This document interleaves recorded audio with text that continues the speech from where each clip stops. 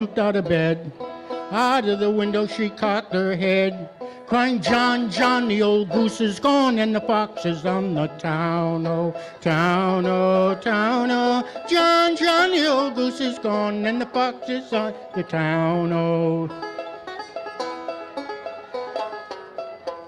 Then Johnny went to the top of the hill to blow his horn both loud and shrill. Foxy said, I better flee with my killer to soon be on my trail, oh, trail, oh, trail, oh. Foxy said, I better flee with my killer to soon be on my trail, oh.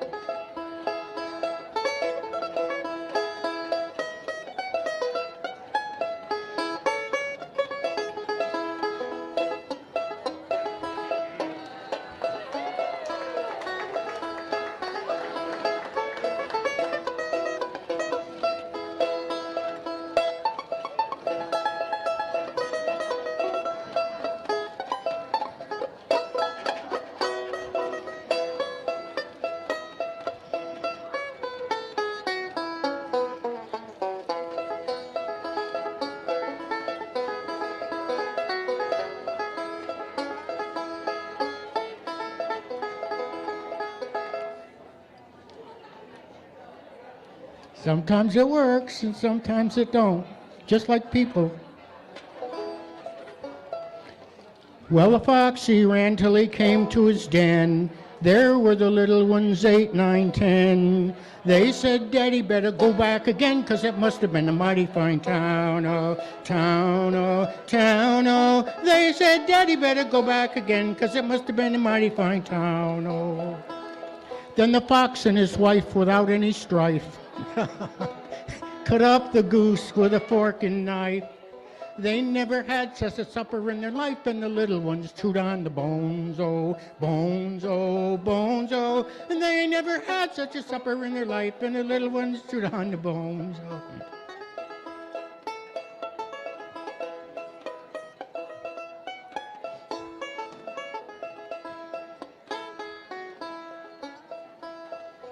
Then the little ones, 8, 9, 10, laid down their forks and spoke up again. They said, Daddy, better not go back again, 'cause it must have been a mighty fine town, oh, town, oh, town, oh. They said, Daddy, better not go back again. I screw up sometimes. They said, Daddy had better not go back again, 'cause it must have been a mighty fine town, oh. Thank you. Mr. Patrick Johnson. And Patrick did the sound too, and he's been working on this cranky box to spruce it up a little bit.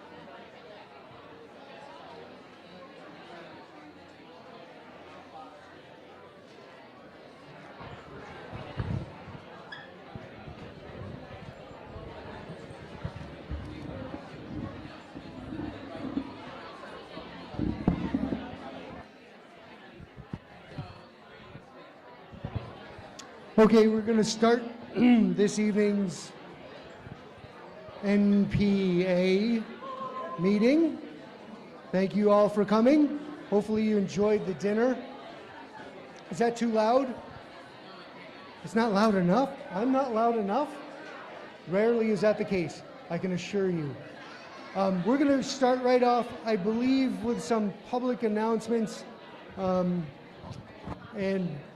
Don Schramm was going to give us, if he was here, which I don't. That's you.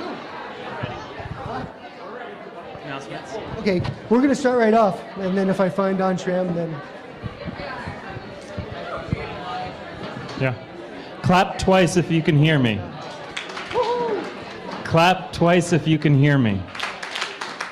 Clap twice if you can hear me. Thank you. Hey, my name is Jacob Flanagan. This is Alyssa Faber. We are your representatives for the Winooski Ave Corridor Visioning Study. Woo! Hey, so we're getting to a really excited part. We did all the visioning and goals and whatnot, and now all of our fancy engineers that we hired have come up with some alternatives. We're just starting to mull through them and look at them and give them first pass feedback. And we're going to have public meetings for you all to come and participate and give your voice to that. But we also want your input now, because this is going to be like the really important time when you can change what these alternatives look like. And we've got some good feedback from the local businesses, which is awesome, but we're here to represent residents, and we haven't heard a lot from you guys. So if you have any ideas or you want to know a little bit more about what these alternatives are, please come to us. Also, the public meetings are in April. We'll tell you next month more. They want to do multiple public meetings in different venues around North Winooski. So stay tuned for that. And next month, if someone doesn't come from the committee, Jacob and I will have alternatives here. We'll table and show alternatives, so please come with comments for that so we can share your comments. and this is really important because, as you might have guessed, you know, a street is only so wide. So what are we going to put in it? Is it going to be travel lanes? Is it going to be parking? Is it going to be bike lanes? Is it going to be trees and green belts? We have to make some choices. And the north section of the street, I think, is probably going to be the toughest place to make those choices. So please come and let us know what you think. Thanks. Thank you very much. We have any other? These are wonderful community volunteers. Without them, the city would not function.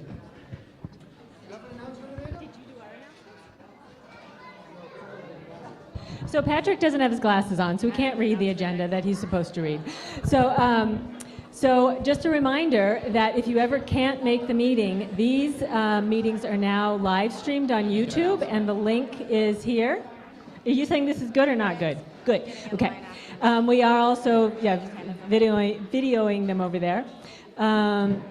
We were also asked by an audience member who I have forgotten, and they can or cannot identify themselves if they want to remind the steering committee members as well as audience and presenters to give their name before they say anything, because you guys don't know who we are, and you don't know necessarily who the presenters are.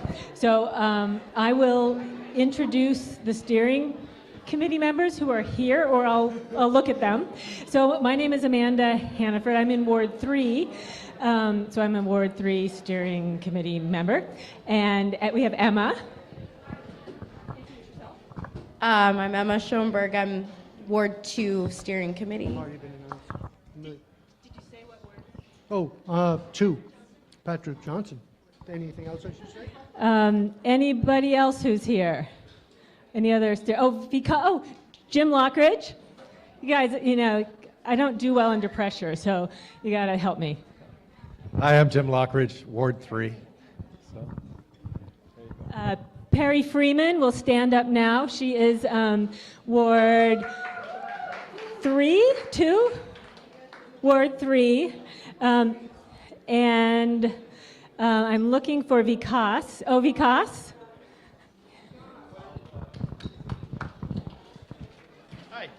What are we saying? Hi, I'm Vikas. I'm in Ward 3 as well.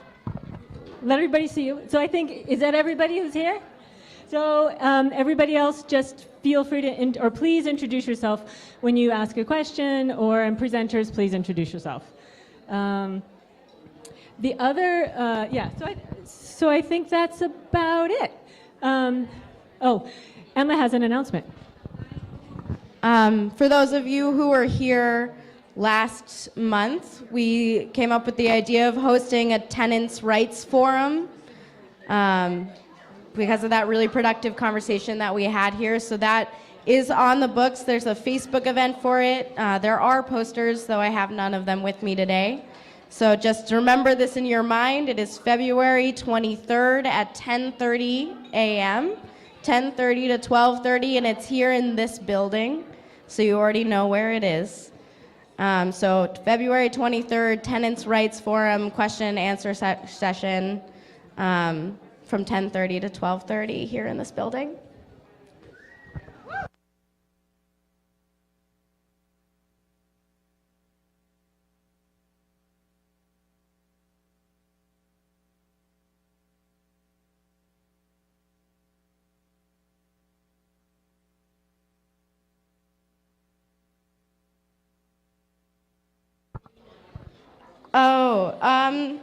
So this is just an announcement.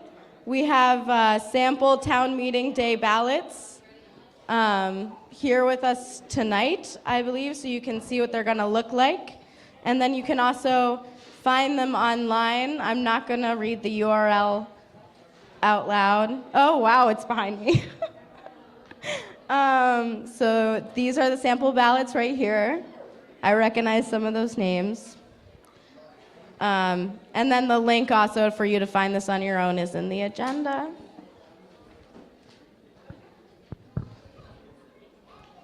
Am I just doing the rest of this? Mr. G? Yeah, you got a mic? No.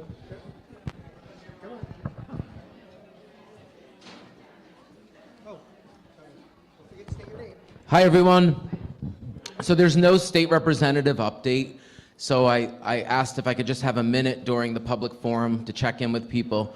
Representative Brian Chena, I have a very special announcement to make. I'd like to let you know on Valentine's Day who my secret crush is. I'm in love with the old North End. And it's okay. We're in a platonic polyamorous relationship, so you can be too. So seriously, now that I've got your attention, I want to let you all know about an event tomorrow. While I look on my iDevice, I'm just curious, is anyone feeling frustrated with the way that democracy is working in your city? Well, tomorrow night we're going to have a little event over at 294 North Winooski. And from 7:30 until 8, there's going to be food by the People's Kitchen and music by myself. I don't know if you know that I'm a DJ, and DJ Infinite. And then at 8 o'clock, people are going to make campaign lawn signs, and then there's going to be 2 presentations about how to be more involved in direct democracy. So if you're interested and you're free tomorrow night at 7:30, please join us at 294 North Winooski for a community event to just gather and talk, sort of commiserate and be constructive with our feelings and try to find ways to direct our energy so people feel empowered again. And then the last thing I would just say is if anyone does have any questions about anything going on in the legislature, and there is a lot, I'm gonna have a cigarette. You can come out and talk with me for 10 minutes. Or just grab me at some point, but I don't want to miss the interesting debates. So I would just ask during that to let me eat my popcorn. So thank you. We're gonna go. Any other announcements? Wow. Impressive. So we're gonna move right along to Inspector of Elections introductions, quick statements. I believe that is next on the agenda. As I don't have any glasses, I can't tell, but yeah, I think so. So those who would like to inspect elections who are running, would you make your way up? And a word clerk. which is equally as important. Sorry. I know. I don't have my glasses, so I can't read them. I'm Wendy Coe. Wendy Coe? Would you like to start off, Wendy? Yes. I'm Wendy Coe. I figured out last night I have been a ward clerk for 23 years, and I like to organize the polling place so that democracy can happen as smoothly as possible, to empower people who come in looking lost to be able to vote. And that's what I like to do, so I keep doing it.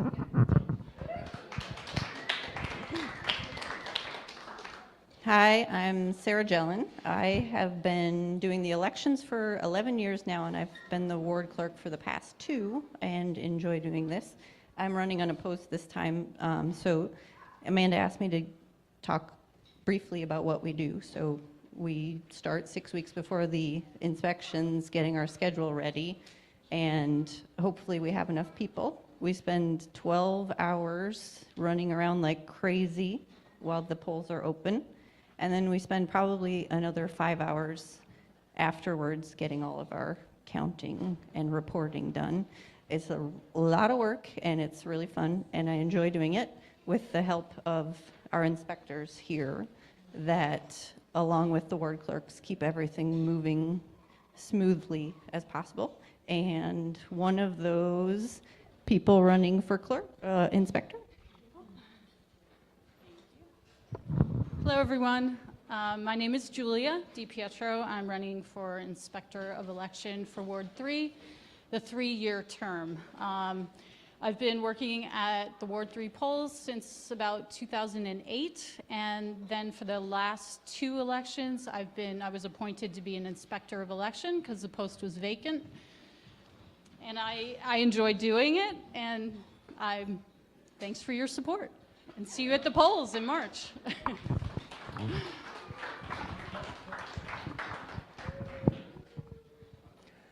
I'm Barbie Alsop. I have not worked at the polls yet, but I am running for Inspector of Elections, and I have the endorsement of the Progressive Party. I have been volunteering for years for candidates around here. Figured it was finally time to put my feet where they belong to make sure elections are fair and all votes are fully counted. I will be working the polls as an election worker in March in preparation, I hope, for 3 years as your new Inspector of Elections. And I don't think there's any reason for you to pick either Julia or me, so just go for whoever you want.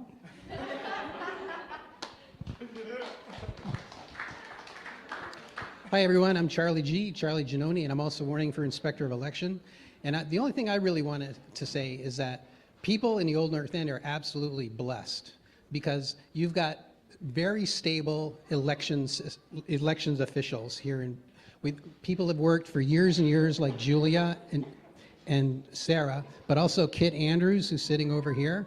So we've had a great team for a long time, and everyone is always encouraged to actually join us. So if you have any interest at all in learning how the polls operate, please don't hesitate. Whatever ward you live in, just contact the ward clerk and we'll put you on the schedule. You can learn how to do everything. It's very complicated, but it's mostly fun. You meet a lot of other people, and as the day goes by, it just gets more and more busy, and everyone gets involved, and it's wonderful. So if anyone has any interest at all in serving as a ward official, there's always room regardless of what ward you're in.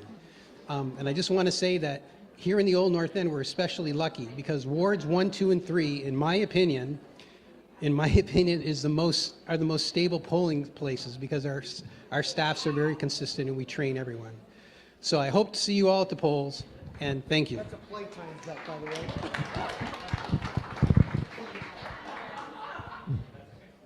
Hi everyone, my name's Dee. I'm standing in place for Bonnie Filker. She just wanted to let me tell you that someone hit her car, which is why she's not here, but she's really excited to be running, and she's hopeful for your vote.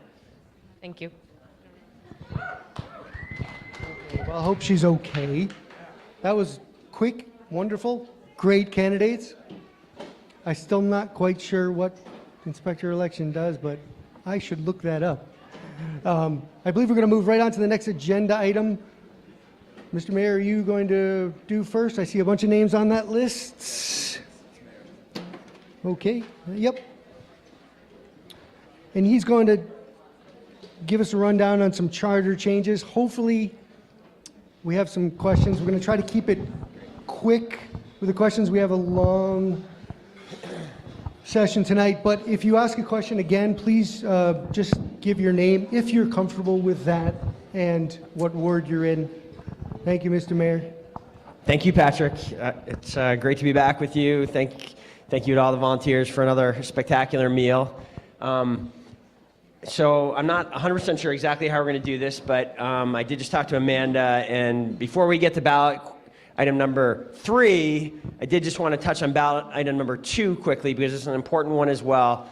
Ballot item number 2 is about maintaining city services. For just the second time in 8 years, in order to maintain city services at the current levels, we need a small increase to the property tax levy. So the city is requesting, with I think 10-2 vote of the city council, we've put on a request for a 1.5% increase in the municipal property tax.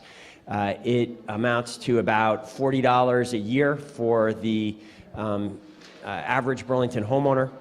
And even at if that increase were to go through, we're proud, I think collectively, the city council and the administration, that if you kind of look over the last 8 years at the 8 budgets that I've been responsible for, we will still be below the rate of inflation over that time if this rate goes through. And that's after adding some pretty substantial city services if you reflect back over the last years.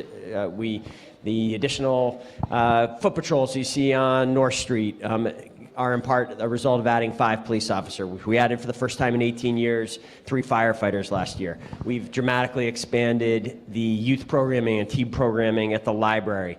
We've created a whole new early learning initiative to give scholarships to low-income kids ages 0 to 3 and expand access to high-quality childcare. The opportunity to apply for those scholarships is going to roll out just in March, and quite a bit more. So we're proud that we've been able to do all that through efficiencies and some smart decisions and some advances in some areas, and keep the rate of property tax growth for core municipal services below the rate of inflation. We hope you'll be voting yes on that. Ballot question number 3 to dive in, and I know other people. Sorry to interrupt. You want to take some questions on that, or? Number 2, any questions on number 2? Wow, there you go, good job.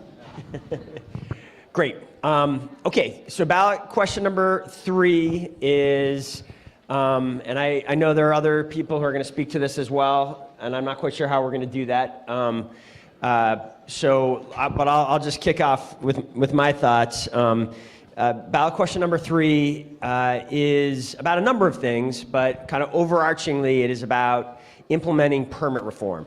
This is something that has been a high priority of the City Council and the administration for years. There was, I think, a unanimous City Council vote 3 or 4 years ago that said we want to do this. Your City Councilor, Brian Pine, has kind of described this effort as trying to cut the Gordian knot of municipal services. We've had a lot of challenges in our permitting department. It is a complicated system, and many of our residents don't get the results out of it that they hope to, or get them in a timely manner. And we think fundamentally the reason for this is not because we have bad employees. We have strong, very committed employees that work on this area and try their best, but the system itself is flawed. We have 3 different departments that are responsible for different elements of our permitting system. And what I'm talking about with permitting is when you want to put a porch on the back of your home, or make some kind of other improvement to your home or small business, you have to go through 3 different departments now to secure the core permits to do that. You have to go through the Planning and Zoning Office, through the Building Inspection Services at DPW, and through code enforcement. And the core way we are trying to improve that is to, first of all, create one unified permitting and inspections department, a single point of accountability, And all of those personnel will be in one place. There will be a permit center down on Pine Street instead of having to go to multiple different locations without the city to secure a permit. We're very hopeful that once we get this done, a number of other improvements will flow from that. There was a lot of support on the city council for this effort, as I think you're going to hear from your councilors in a moment. I think it was an 11-1 vote. And we think this is going to be a major advancement for the city. There are a couple other elements. I think there's little controversy that I've heard about that part of the change. I have heard some questions about another element of it, which flows from this change. And let me just spend a minute more before handing over the mic on this. Is we have if you think, as I just described, we are taking the zoning element of the planning and zoning department, and we are taking it out of that department and putting it in this new permitting and inspections department. That leaves a small planning department in its wake, if you will. There's a planning department that will be reduced to 3 people, and it has raised some questions about what's the best way to organize and structure that. After some back and forth with the city council, the planning department is going to remain its own department, but there is a widespread sense that we can better coordinate the efforts of the planning department. We can make the planning efforts more relevant to and successful with implementation, and better coordinated with the rest of the city's efforts if the planning department becomes like every other city department in the city and ultimately accountable to the mayor and the city council for their work. Right now, the planning director is appointed by the planning commission, and we think it's frankly not the right long-term. You want your elected officials who are elected in part for their vision of the future and are responsive to the public. You want that reflected in choices about who the planning department should be. So that's the core of why we've gone in this direction. And why don't I turn it over to Councilors Nodell and Pine to expand on this, if that's the way. Is that the way we're trying to do it, Patrick? Yep. Okay. Then we're going to come back to ballot item 4, and Gene Bergman is here to discuss that with the mayor again. There you go. Thank you. Okay. I've been very involved with permit reform. There were a couple resolutions from the council that were laying out saying we want to do this and let's go create this one-stop shop. And it took a ton of work. I think the mayor did a nice job describing it. What I want to say is kudos to the department heads who actually gave up territory, gave up authority in order to create a system that's going to work better for the people of Burlington. That usually doesn't happen in organizations. People try to grow their domains. So there was great cooperation among the department heads once they heard that, we need to stop giving people unintentionally kind of the go-around in terms of running up and down Pine Street and sometimes getting different answers to the same question. And I think this will lead to it being easier for people to make basic improvements to their homes and also more affordable. Turn it over to Brian. I would just say the only thing to add is that one of the outcomes we hope is that there will be a closer review of additional ways to make it easier for Burlingtonians to make improvements to their properties through this process. Not today, but as we get into this, hopefully there'll be a willingness to engage around the issue of, do you need really to have a full permitting on putting up a fence to replace the fence that was separating your property from your neighbors? Right now you need to get permits for that, and that is a pretty cumbersome process. Do you really need to have an architect develop plans within your home to modify a room for changing needs of your family or for accessibility modifications? It's a very involved process, to the point where there are contractors who, when you ask them to come work on your house and they say, where do you live? And you tell them, they say, no thank you, I actually don't pull permits in Burlington. So that's not just a reputation, that's not just a rumor, that really does happen. And we don't serve the taxpayers of Burlington, the residents of Burlington, well when that's the case. We ought not to make it harder for people to change their properties to meet the evolving needs of them and their families. That's just what I wanted to say. And we're open to questions on this one, because that's really why we're here, I think, as well. Patrick, Amanda, questions? Should we just do that now on this question? Okay. We have some microphones. Oh, we have microphones that are floating everywhere. I see Andrea's hand up back there. I just happen to recognize her, so go ahead.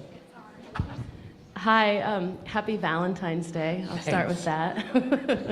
Wait, nice to be together. Like Brian Yeah, said. I'm glad to be that you're all my Valentine tonight. I am so excited about the main part of this permit reform that makes it easier and consolidates it, but I have to say that I'm really concerned that it's an appointed position, and I'm not sure why it's an appointed position. Where it has been in the past the commission that has recommended somebody for the Department of Public Works, but the commission was I guess the person that put the name of that chair forward, and I'd like to know more about why, Mr. Mayor, you think that it should be you that appoints that now, and why that change is I just frankly see that that's like ripe for corruption. Sure. Let me try to answer one thing, Andrew. I think I just want to clarify. When you said appointment of a department head, did you mean that the person who's slated to fill this role of the consolidated department has been picked already? Is that what you're referring to?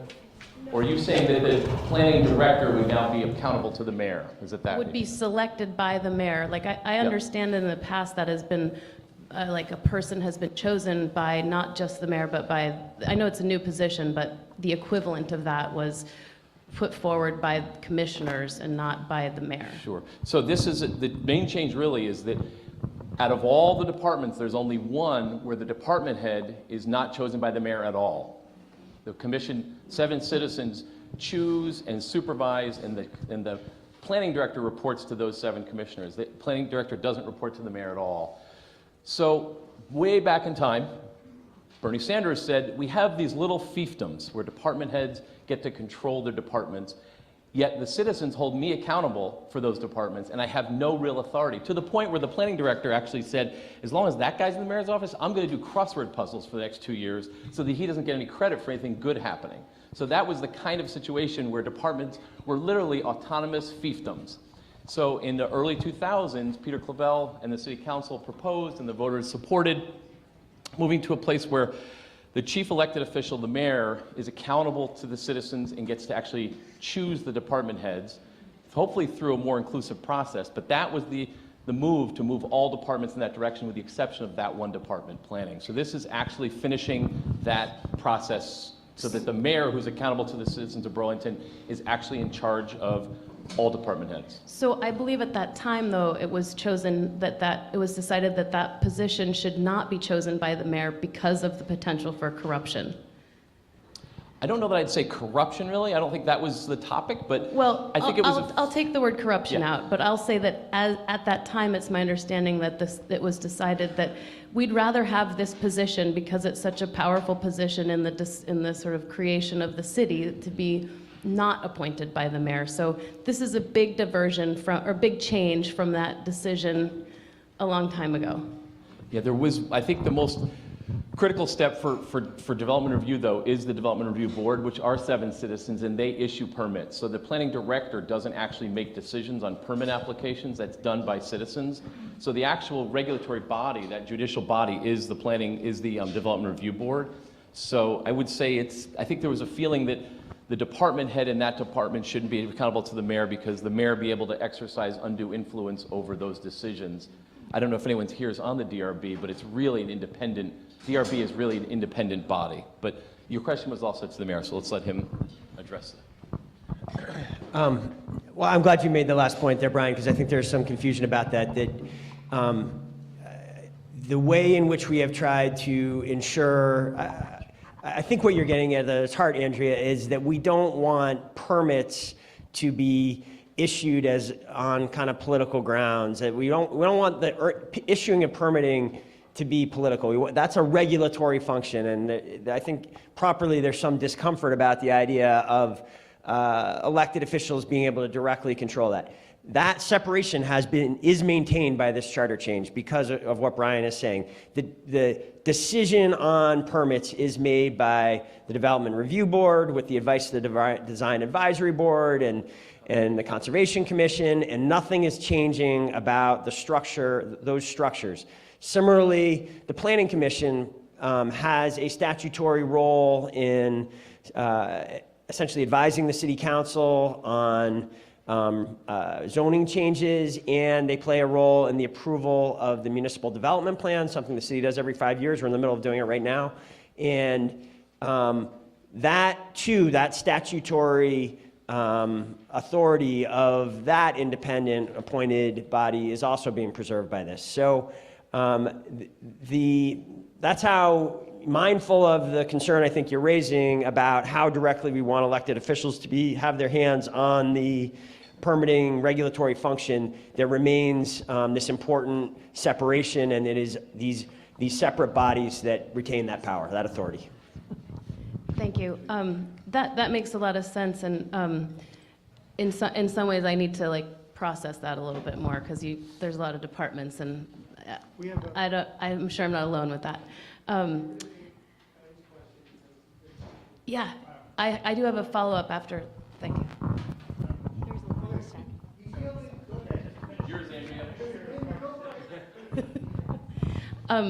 It also says in this ballot that it lists in the revisions that are posted that this person has to be a resident of the city, and I want to make sure that that doesn't become an exception like the school board commission, the school board. I want to make sure that whoever is in that position is living in Burlington and exposing themselves to their own changes.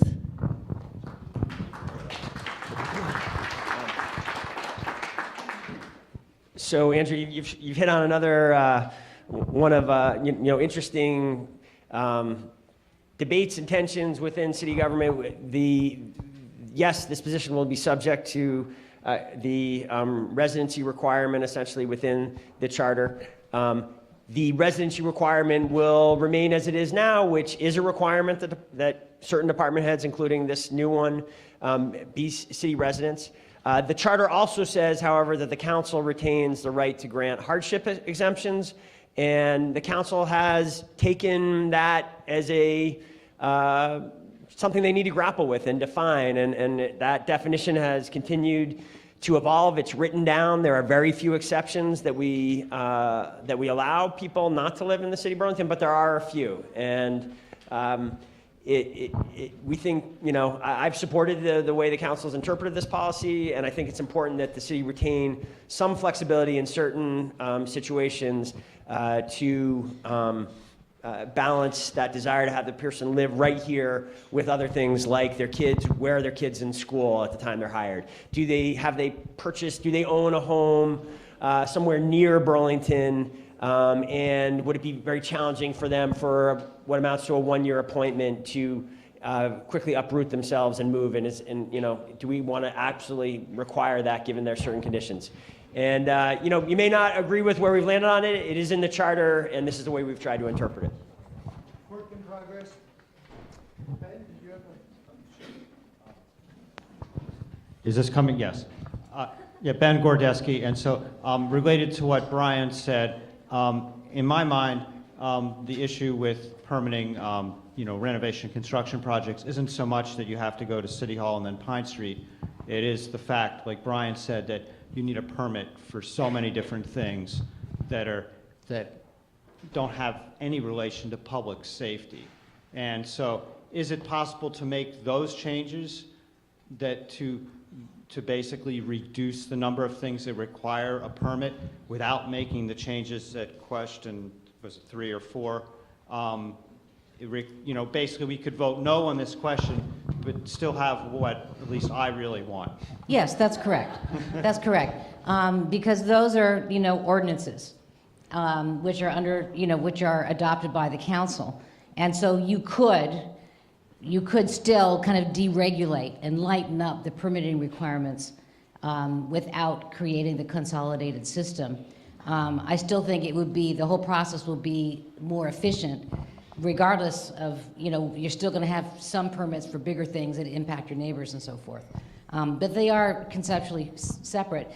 But I think it's really important to understand that, in my mind, the work is not done after this charter change, if it's adopted and approved by Montpelier. I think we really then need, and I would be committed, if I go back to really making sure that the ordinance committee goes on and deregulates the permitting process to kind of lighten up the load on people where it's reasonable. I'm sorry to cut you off. We have Wiley. Did you have? I see a microphone in your hand. I'll make this really, really quick because I know we're running out of time.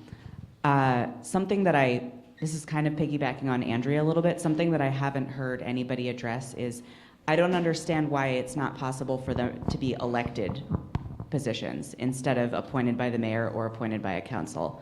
I think an elected position would be more directly come from the people rather than us arguing about who should have the power to appoint it. Why don't we just vote on it?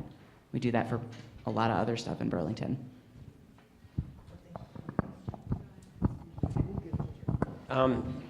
Wiley, that's a really interesting suggestion. It could be done that way. That isn't the way our charter has been set up, or that this proposal is set up. And I guess I would have some concern about suggesting it be done that way. In that I think would to a certain degree undo the progress that Councilor Pine was just talking about, where the city moved to move to a structure that requires a certain level of coordination and cooperation among city departments. I think we struggled when we had a situation where there were these islands that really could do their own thing and didn't have to do and I think there's some problems with that and some conflicts with that, but it certainly could be done the way you're suggesting. I just want to very quickly circle back to Ben's, because I want to just say strongly, theoretically, I agree with you that there's lots of policy considerations and improvements that need to be considered and made. They have not happened under the current system, and even when great effort has been put into that, and I think they are unlikely to happen in the current system because, again, this issue that the system is so fractured, no one is really responsible for the whole thing. And that is the root of, I think, the perverseness of many elements of our permitting system. Already, Bill Ward, who will be the presumptive new department head, is talking about creating, instead of multiple different permits, a unified permit to go build your porch or new kitchen or whatnot. It's that kind of thinking that's going to make the system better, and I don't think that will evolve without this structural change. I'm sorry. We have. Sorry, Steve. Real quick. Try to keep it quick. We're already over time.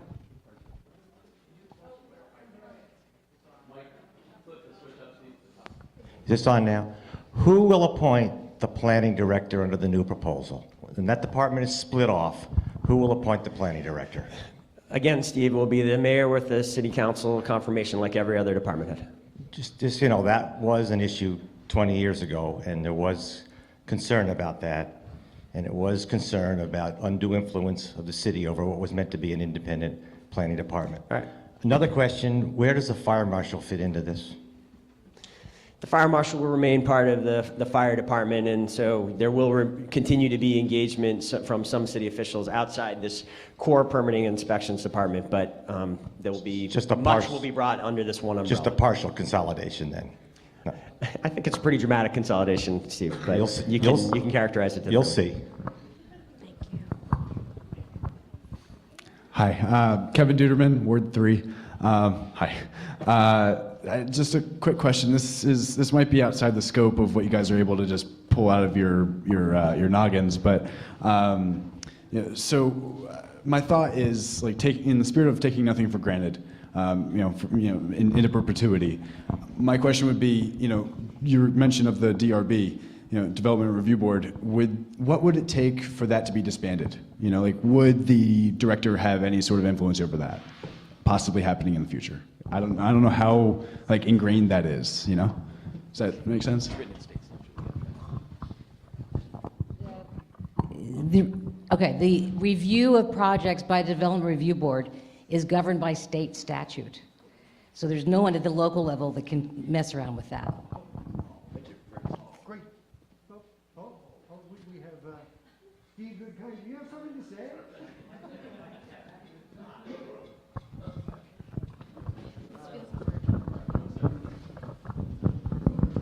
Under our new zoning laws, there's great authority for the planning director to issue permits without going to the design review board. It's already happened in a very bad way, but that's not true. Everything does not go through the DRB. Inclusionary zoning, not inclusionary zoning, but the form-based code does all kinds of things that give great power just to the administrative authority in the planning department. And they've already used that authority to our detriment. The question was actually, what can we do to disband the DRB? That's what you were asking? So that's different from what Steve Goodkind just I was addressed. So- responding to the answer, Yeah. not the question. Yeah.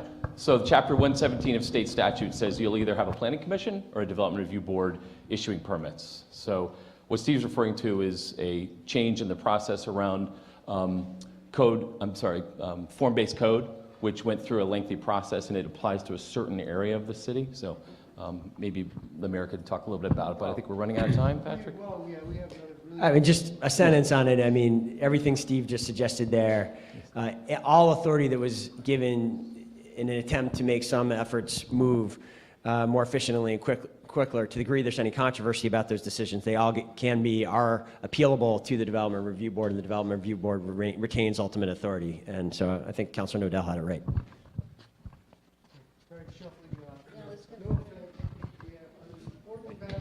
To cover ballot item. Thank you very much for an explanation of a very complicated issue. Sure. Hi, my name is Gene Bergman, and I have lived in Ward 2 for a really long time with my wife, Wendy Coe, and raised our 2 kids. And I am the former senior assistant city attorney for the city of Burlington. After 20 years this June, I retired. And I would have liked to have stayed pretty retired, except there is a proposal on the ballot, number 4, that has forced me to come out in opposition, and I'm very happy. I spoke a little bit at the last NPA, but I'm very happy to be joined by a group of citizens from around the city into a No on 4 BTV committee to oppose this. I just want to start by saying that already the proponents have put some pretty fancy campaign literature. They've produced it. I don't know how it's been distributed, but one of the things that they say, he's carried it here, so it's about to be distributed, but it says here on number 4, which they are supporting, the city will retain all current authorities. The fact of the matter is that's just not true. What we are doing with this proposal is turning the governance of the Church Street Marketplace into a private entity that will control the downtown improvement district. I want to say that the other thing, just this sort of like this preface, is that campaigns are tough because you got to do sound bites. The short form, and I don't envy the attorney who drafted it, my former boss, but this is a very complicated, it was like 16 pages, right? And you boil it down to, you can see it on the sample ballot, to really short. But it does not do justice to the injustice that the citizens of Burlington are going to be faced with if we adopt this proposal. They talk about establish a nonprofit entity to manage, but they don't talk about the powers. They just say describe the powers. They don't make it clear.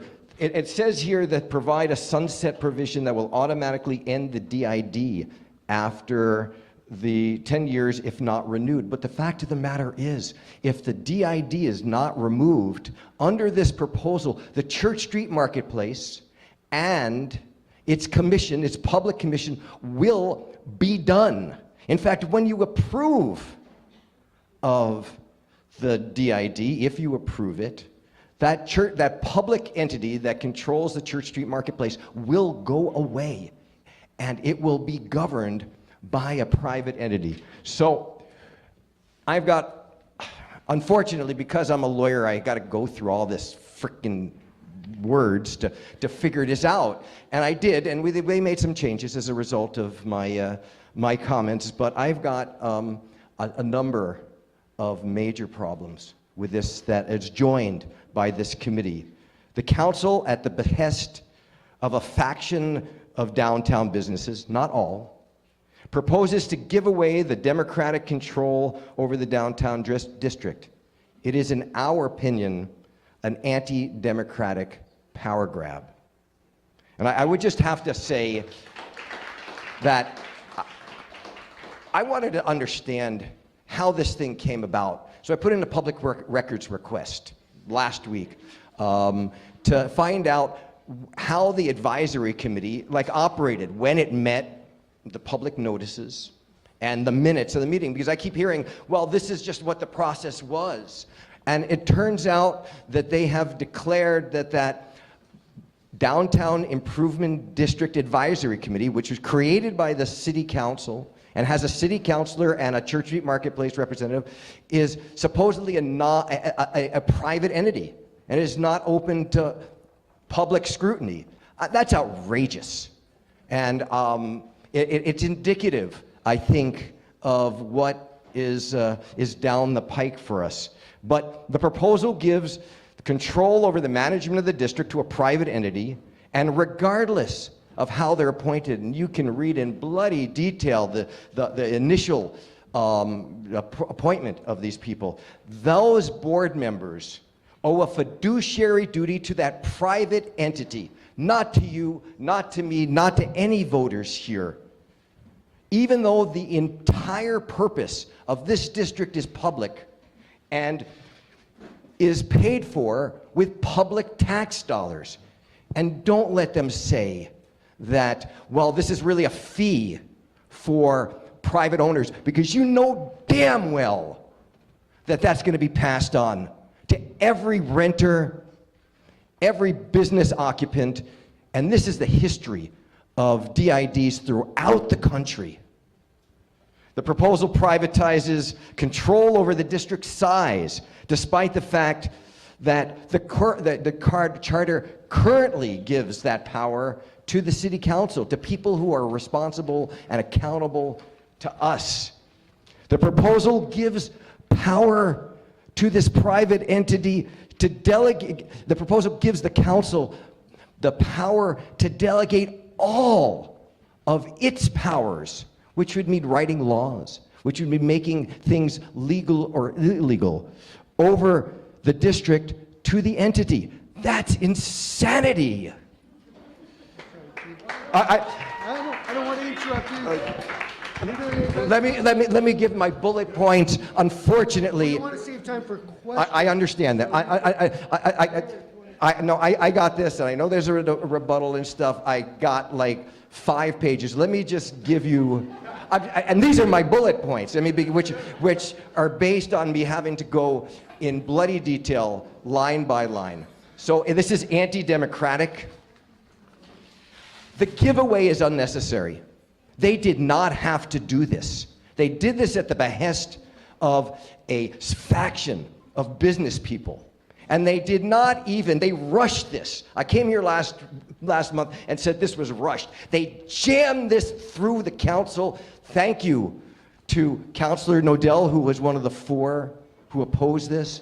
I wish that we had 6, because then we would have had 7.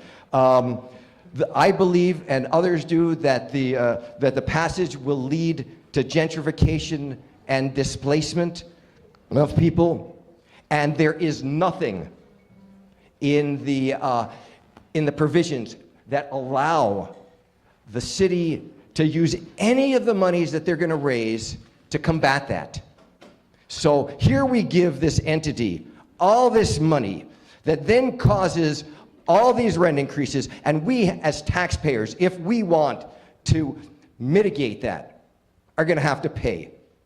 Again, you know, I wish I was going to be retired, because I would rather not be doing this. The thing is anti-union and anti-worker. You know that they get to privatize good paying city jobs, and they're going to allow under this proposal the right of the city to contract with the entity to perform public services in public buildings.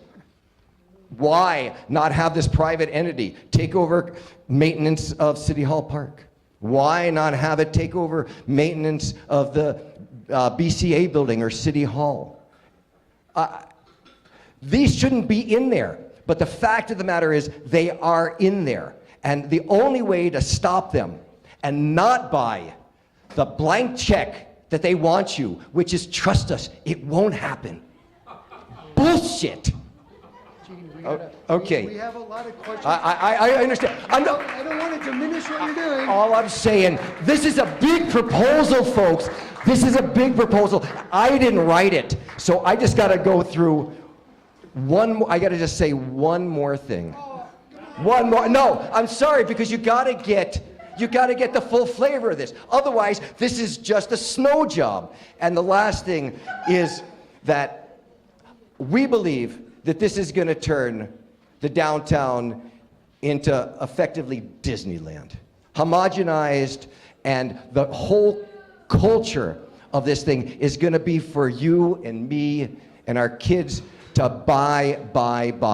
In fact, in Fort Worth, Texas, where they have one of these things, there is a prohibition on folks being able to bring their own food into the plaza, right? Because, and they say, the merchants nearby would appreciate your business. Gina, we appreciate your business. Trust me. And I don't want to be rude or diminish your wonderful, detailed report, but the mayor, I'm sure, wants to go point by point and keep us here till about midnight with all those wonderful. And I'd be happy to come back on that as the first person I get. But I get he that gets a lot of secular mic time, and we also want to give people out there questions. Beautiful. Okay. Thank you very much, Gene. Also, that's Gene Bergman. I'm sure he's welcome to hear anybody's comments on the side. We're ready there. Let's go. Wow, Gene. Well, that is that. I was going to say it was a privilege to work with you for 7 years on many items. I reappointed Gene 6 or 7 times to be assistant city attorney, and I have a lot of respect for Gene. And I think he's raised some points that should be debated and aired, and I appreciate the forum to doing that. I have to say, I think almost nothing that he just told you is really fair or accurate, and I will go through some of them. But I think the basic technique you just heard there was along the lines of finding some ambulance-chasing lawyer somewhere in the country and ascribing all the sins of that person to all lawyers. It's essentially, there is a improvement district somewhere in the country that has turned Fort Worth into Disneyland, and thus that's what's going to happen here in Burlington. And I think that is a far-fetched and really misleading and kind of scaremongering way to debate this. And the fundamental thing that I would put in front of you goes back to the very first statement and what is on this card, which is there's this suggestion that this is the privatization of the downtown. But if you listen carefully to Gene, he couldn't name a single public asset or a single city authority that is actually being divested to this entity. It is true that the council is given ability to make decisions in the future about it. Public assets with this and make it private. They actually do What? Gene, let me, we gave you a long, and I have no idea what you were just saying, but that is a key point here, is what is being proposed here is creating a new structure that would expand the active management of the Church Street Marketplace, which has served the city very well for 30 years, and expand that active management to the entire downtown. This is what the original founders of the Church Street Marketplace wanted at the beginning, and they're still around. We can ask them, Bill Truex, Pat Robbins, and they came out and they told the city council this.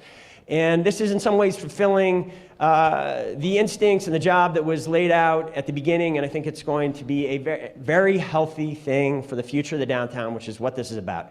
We face new threats in our downtown. It is a wonderful place. We all love it. I think we're fooling ourselves if we think that it's just going to continue on as it is without continuing to innovate and change and expand the way we think about it. The internet poses a fundamental threat to retail in downtowns. We have our surrounding communities, thank goodness, getting their act together, building walkable, mixed-use neighborhoods finally. Even out in South Burlington, the suburban land, they're getting themselves together and building these places that in some ways are like Church Street, have the potential to be like Burlington's downtown, and they are going to take away business and vitality from us if we don't change the tools we have, the governance structures we have, and try to respond. What is being proposed here has been a great success.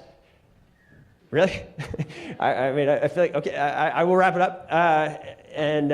But I think that's the fundamental question here. And I would go back to the fact that anything that this new entity does that you don't like, there will be great ability of future city councils and people to change course correction here, in that this entity is allowed to do virtually nothing that the city council does not approve it doing. The city council will approve its budget, it will approve its management plan. If it doesn't approve the initial management plan, another inaccuracy is the Church Street. Nothing happens to the Church Street Marketplace unless the council is satisfied with the management structures that put in place. The marketplace will continue on indefinitely until we get to a place that we feel good about this new entity. So the public retains enormous oversight authority over this entity going forward. Let's take a couple questions, because 2-3 questions at max, and keep them trite, because we do have another group of folks that would like to get up here. We'll just start. Emma, sorry, could someone give her, well, I'm pointing to Emma back there. Oh, sorry. Oh, go ahead. I'll take 20 seconds. Quick though. 20 seconds. One, the Coalition for Livable City last month looked over this, agreed that this is rushed, incomplete, and therefore you should say no. And secondly, if you talk to any small businessman in the downtown, they'll say either they don't think it's a good idea or they're against it. Thank you, Tony. Emma in the back, and then we have. Also, just quickly, if we could be offering as many questions as possible so that this is helpful for people, that'd be great as well. Yes, Emma. Hi, I'm Emma from Ward 3. I'm curious for the city councilors and the mayor. So this large orange spot is basically the center of the public commons for Burlington. And I'm really curious, both our local economy and that whole area of Burlington work because of regular folks who go down and work in the retail and service industry. So I'm just very curious how that big portion of our population, the working people, were thought of as developing the standards for DID or the criteria for DID, and just how the city councilors and the mayor, you incorporate that in your thinking as you set the priorities and the structures in place. Like, are working people involved in the oversight? Are they consciously put in there? Are we creating lifting wages for people in this area to be able to be part of the other sides of the benefits of the DID? Just curious. So I believe someplace there is a list of who would be on the board or commission or whatever, and it was like 9 property owners, 6 business owners, 1 resident owner or something. What was the? It's on page. Get it here. Find the proposal. So maybe does somebody that was and I also this map shows, just so people know what the borders are. I don't know if you can read it. And I don't know if this is updated one. It's one I just found online. It's the from Lake Champlain to Winooski, from Pearl to King Street. So the details. Do you know, Mayor, that the details of the adoption of who the directors are on pages 4 and 5 of the official copy of the ballot item. And so, but those are just the original ones.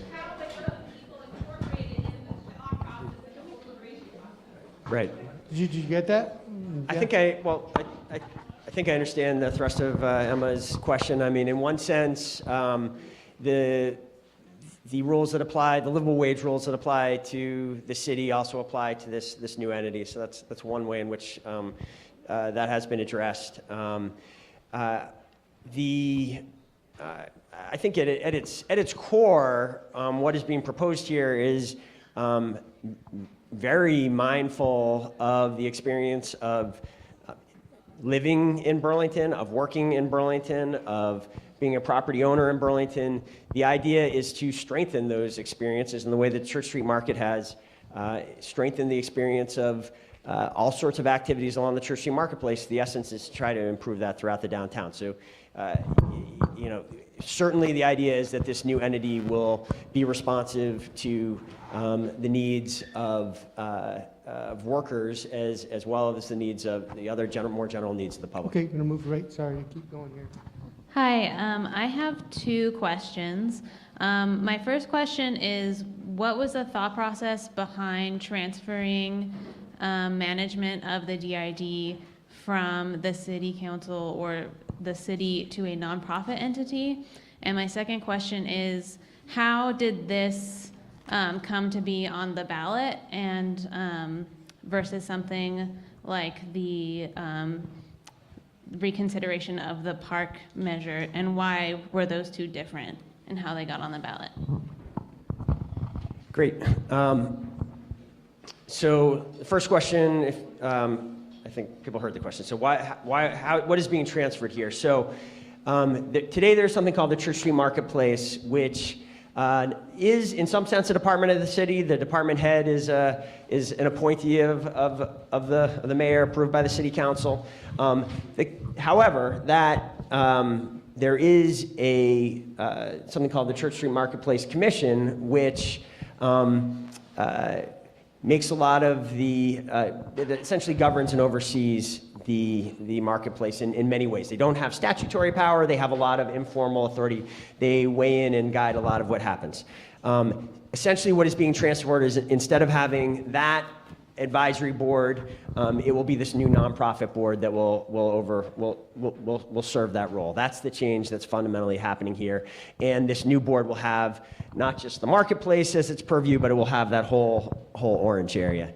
Why is it being proposed as a nonprofit as opposed to city department? A lot of that comes down to, and that is a really fair question, and that is the change that's happening here.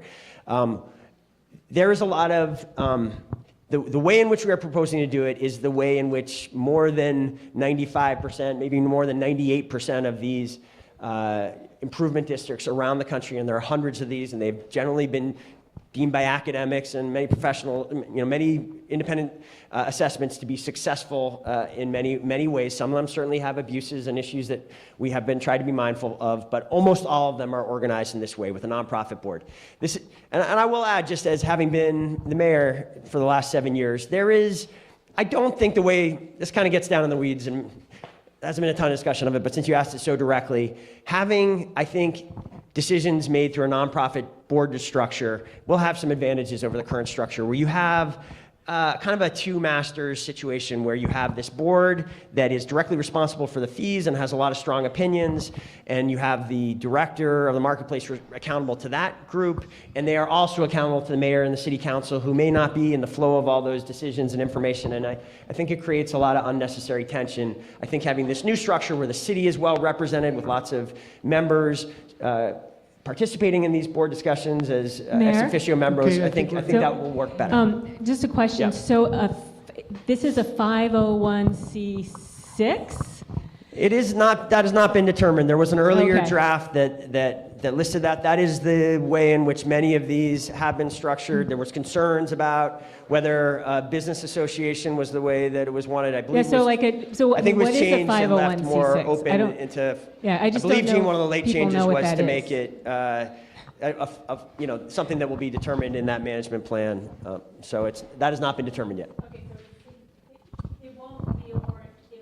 It could be a 501c6. It could also be one of these other types of non. It will be a nonprofit. Okay, Exactly the form of nonprofit is not yet. So we're going to have to wrap it up. So I really think we should talk to Gene. Gene is a wealth of information, and he's just brimming to give it to you, and I hate to cut you off. It seems like there's a lot of nebulous things, and we're just about to vote on something that seems like it could be very important, as the mayor has stated. And a lot of nebulousness, so we should probably talk to Gene and the mayor, because I'm sure they'd love to talk, and we could all get, I'm sorry. What? Can we have a straw poll? Oh, you know, we don't want the mayor to feel like everything he does is awful, because I hear there's several things he does that are wonderful. Maybe make a great souffle or something like that. But no, you know, thank you for Gene and the mayor for bringing us through those really weedy areas of the detritus of the ballot items. We're going to move right along. I believe everyone is here. Perry, Jane, for our little debate, if you will. A very stool. Would you like a stool? We set chairs up. Would you rather not? We can do stools. I don't know if we have stools. Oh, schools. Oh. We'll move right along to the school committee. Yeah, because if the forum were first and then we got up, we know everybody would probably leave. So, I'm Jean Waltz. I am on the ballot again. Just in case that seems a little weird. I replaced somebody, special election in August. So yes, 4 months later or so, I got to do this again. Once again, running unopposed. Please vote for me anyway. Thank you.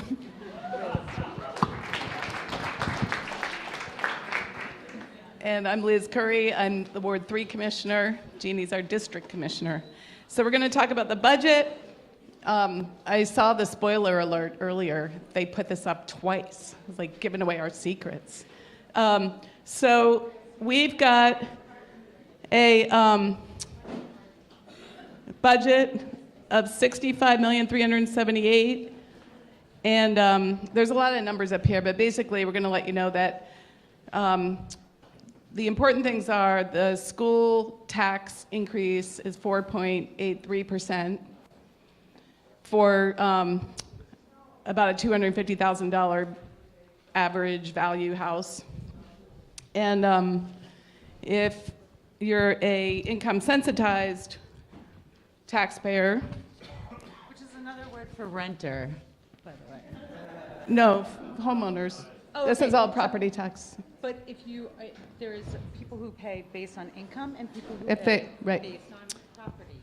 Right, but if you, so it's all homestead value, it's all homeowners. This is all for your homeowners. If you're a renter, it's likely that your property owner will raise your rent because their taxes go up. But this is for property owners who have an income. If you're under 90,000, you pay 100% of the homestead value income-based tax. If you're between 90 and 120,000, there's kind of a graduated tax. We're probably making spam out of this. Our legislators are probably going, oh my God, don't let the school commissioners explain the education fund. But Then we're going to have to answer another question. But let's just get through. You should finish what Let's just get through. Like, if you pay your property tax, your education property tax based on your income, it will go up like $5. If you pay your education property tax based on your value, it will go up by about $16 a month. So there's that. The good news is this budget achieves a lot of goals that we have not been able to achieve over the past 5 years since I've been on the board. We have added about 21 instructional positions in a lot of different areas, including English language learning, and some at the high school we're trying to go to a proficiency-based learning system. So that's evaluating students based on their proficiency, not just like testing out and going to the next grade and just kind of doing the industrial school model thing. So we're trying to make that transition. This will actually create a position for the first time to help redesign curriculum delivery to go to a proficiency model that is also a state law requirement, and this budget gives us the ability to do that. So I'll just share those two exciting things. And basically what we're talking about essentially is the per pupil amount, which is about 6 point something % more than it was last year. And one of the things I looked up, just to put it into perspective, in Chittenden County we're low. We used to be second to last. Now we're... Well, so the per pupil spending is the amount, it's called the equalized per pupil. So there's a formula that Vermont uses, and they calculate the amount that each district spends on an equalized per pupil basis. And Statewide, it's about $10,000 per pupil. Well, that's a different figure. 10,000 is the dollar yield. That the state has determined, and then each school district gets to decide how much more or less, they have to spend at least $10,000, and then everybody else gets to decide how much more in addition to that amount per pupil. That's a good point. That's what we're voting on.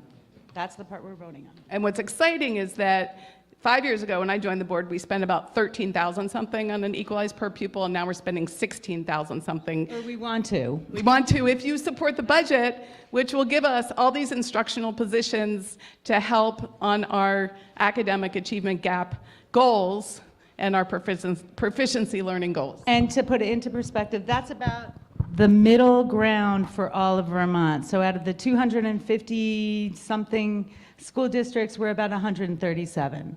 But that's what we are currently. I don't know what everybody else is going to vote for on Tuesday, so March 5th.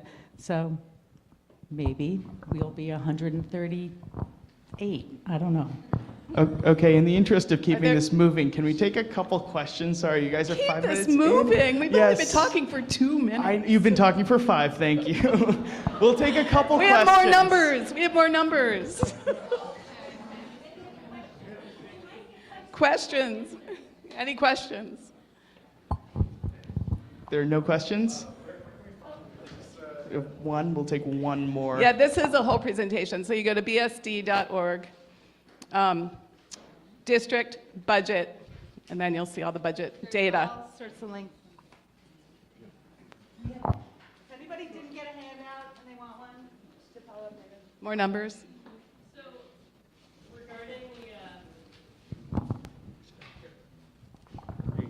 Regarding the budget, the per pupil spending, can you just give a quick response? And you might have already said this.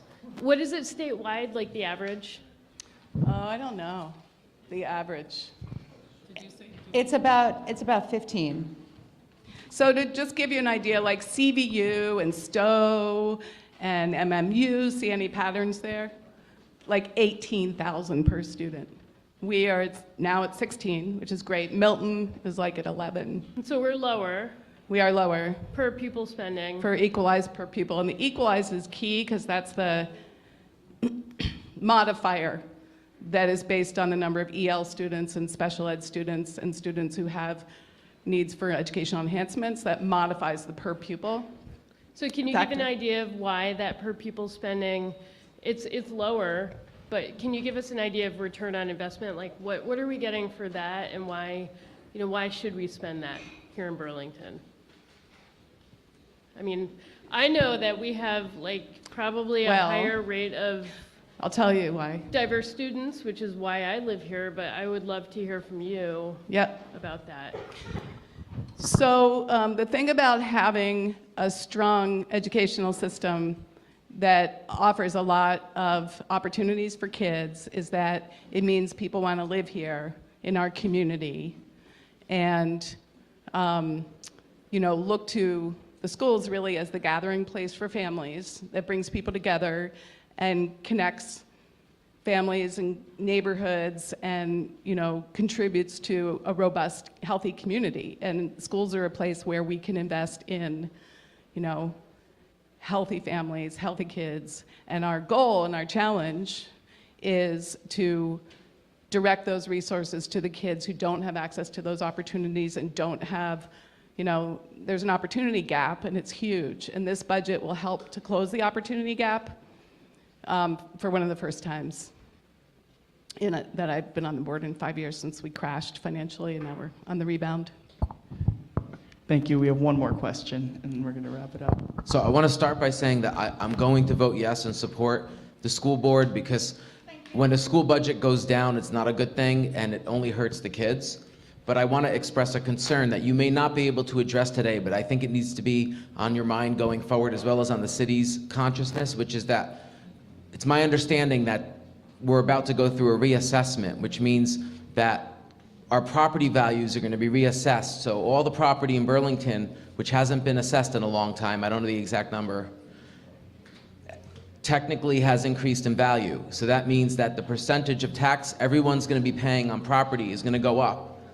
And so, someone's shaking their head at me, but, okay. So that's not going to happen? Taxes aren't going to go up after a reassessment? Okay, so it's complicated, right?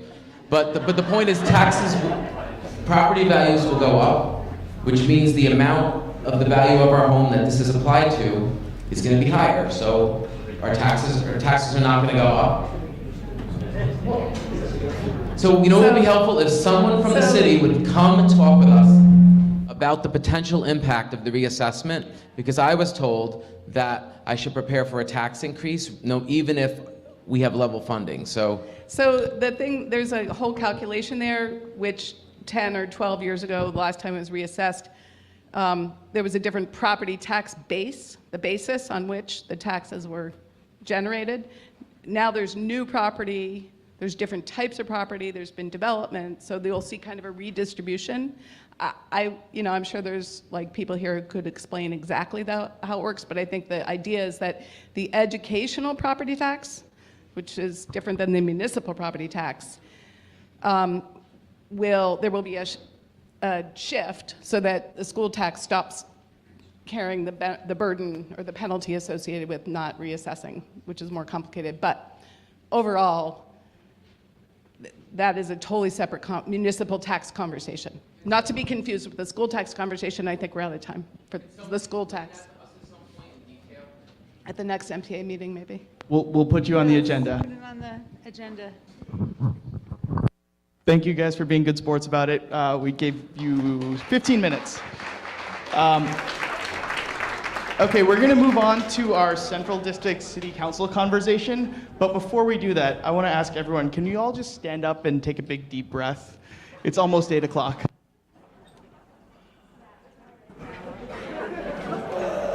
And I ask that our candidates come up to the stage, please.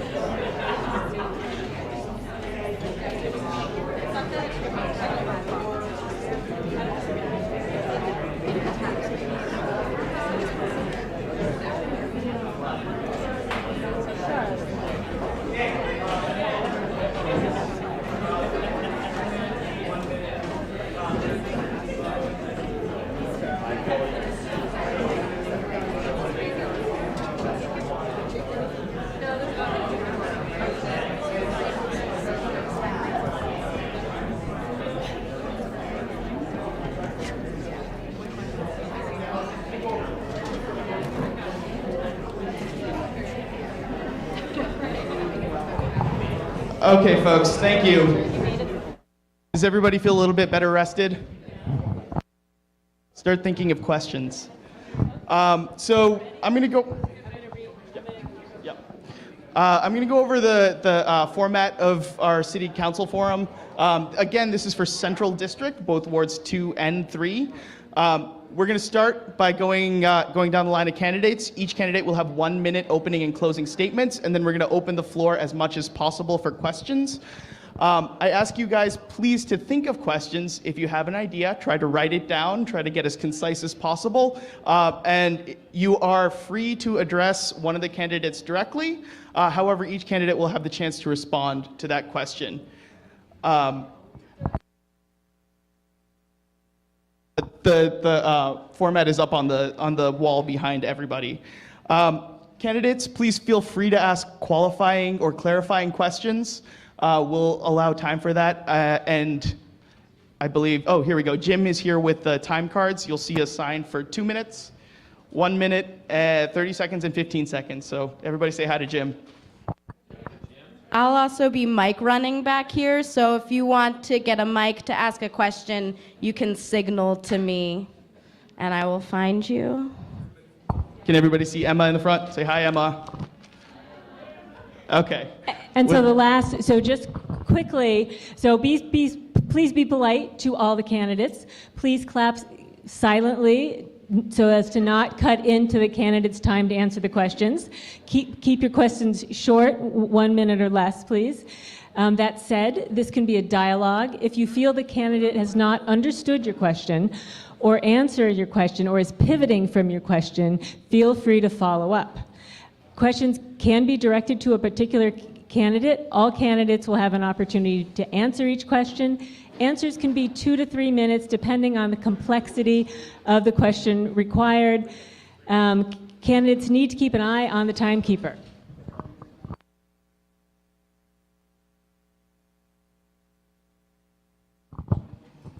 Hey everybody, Jane Nodell. I'm running as an independent.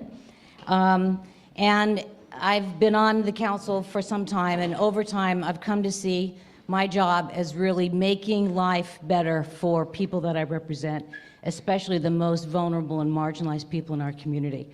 So some things I've done in the last 2 years. I've been very, very active with the Janet S. Munt Family Room that meets right over there. Their future was in question after they were split off from the Visiting Nurse Association. I got engaged with the board and advocated for them inside City Hall. Seniors. I'm chairing a senior center study committee that's going to save the New North End Senior Center and expand and enhance senior services across the city. Dumpster days. I got money for the dumpster days where people can dispose of their items free of charge on the taxpayer's bill, recycle environmentally, and reuse household goods. And finally, jobs and people. I got funding with other councilors for an updated jobs and people study, which is an essential first step for a true people-first economic development strategy.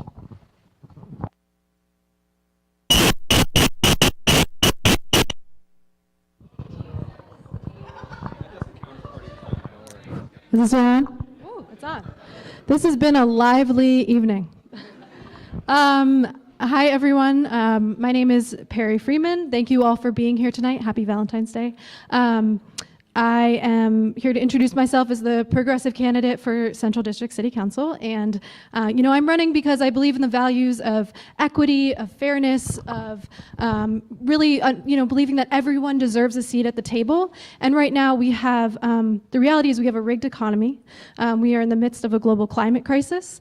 And we have a government that doesn't really represent the needs and the desires of the people and does not address those former issues. So as a city councilor, I would like to bring urgency to climate action, to fair wages and fair working conditions, and to really a fair and transparent and open democracy. And so I really appreciate you all being here tonight at this forum. We've had already a really lively evening. I hope it continues to be lively.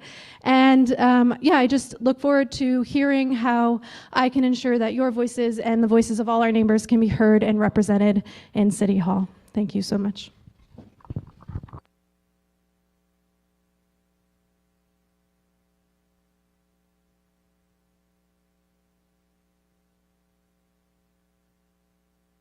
For being here, this one isn't working at all. You ready, Jim? All right. Jared Carter. I'm running for Central District City Council as well, surprise, as the Democrat. I was on my way in here and I saw that Donald Trump was about to declare a national emergency. And I am here to declare a municipal emergency. And I mean that only with a slight amount of jest. We have a hole in the ground in the middle of Burlington. We've sold off Burlington Telecom to the highest bidder. We have new Americans struggling to feed their families in the Old North End, and that is not what leadership is about. That is not a vision for this city that has made us exceptional. And I want to see all of us come together through stronger NPAs to build a city that we can all believe in. We might not agree on every issue, but I think we can all agree on our creed. That is, when we come together in groups like this, we can accomplish anything. Thank you. Thank you, folks, for your opening statements. With that, we're going to open it up to the floor for questions. Can we get an initial set of hands, people that have questions? Okay, Emma will be running mics.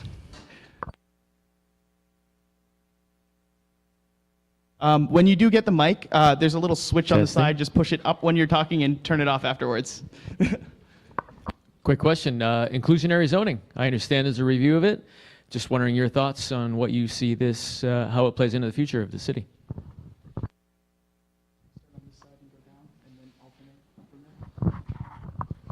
Yeah, great question. I think we certainly have zoning issues in this city, and I think what is at the heart of this question, to me, is how can we build more, or how can we provide, rather, more affordable housing? I don't think we are going to build our way out of this problem. I don't think there's space.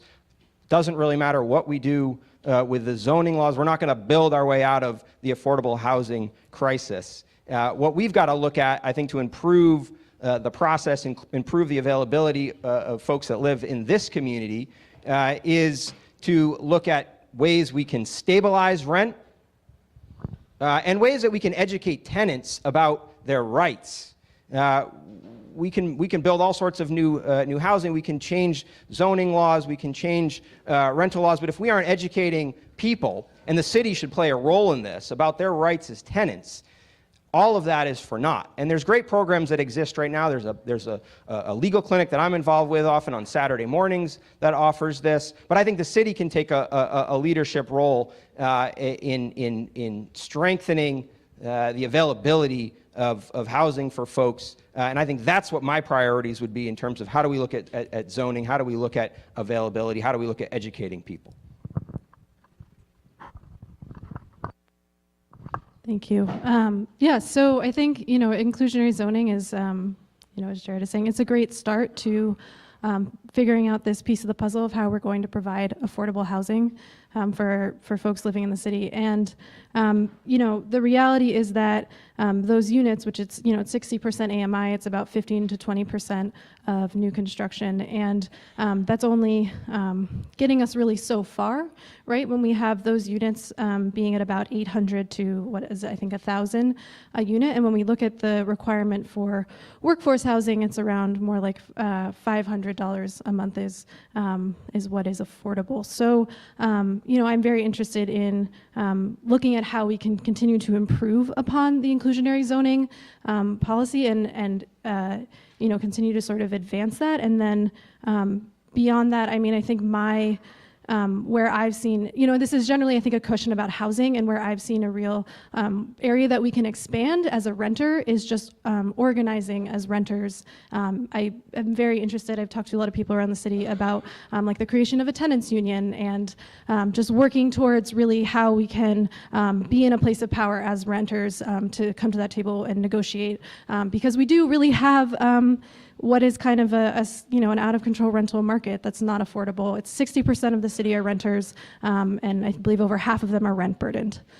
So yeah, I appreciate the question. Thank you. So the city's inclusionary zoning law requires developers with projects with more than 5 units to provide between 15 and 25% of those units to be affordable in a way that's defined by the law.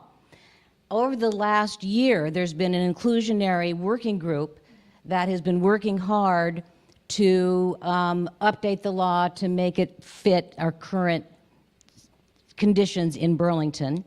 And I chaired this committee, and it was a mixed committee of private sector, nonprofit sector, housing developers, housing advocates, and city staff and myself.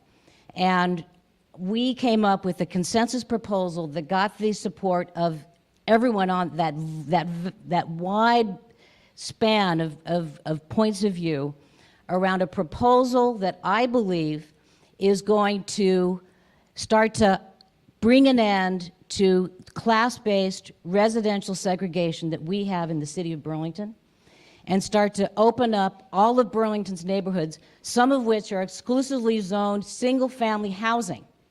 And that is intrinsically exclusionary. And it is time to make that change. And that is not going to be easy because many people don't like that live in these neighborhoods, but it is time. And if I go back, this is something that's going to be a very high priority for me. The proposal that went from this group to the City Council and is now with the Planning Commission and was discussed there this week will also, I believe, pump significant more resources into the Housing Trust Fund, which is where we produce deeply affordable, permanently affordable housing through the third sector of social housing.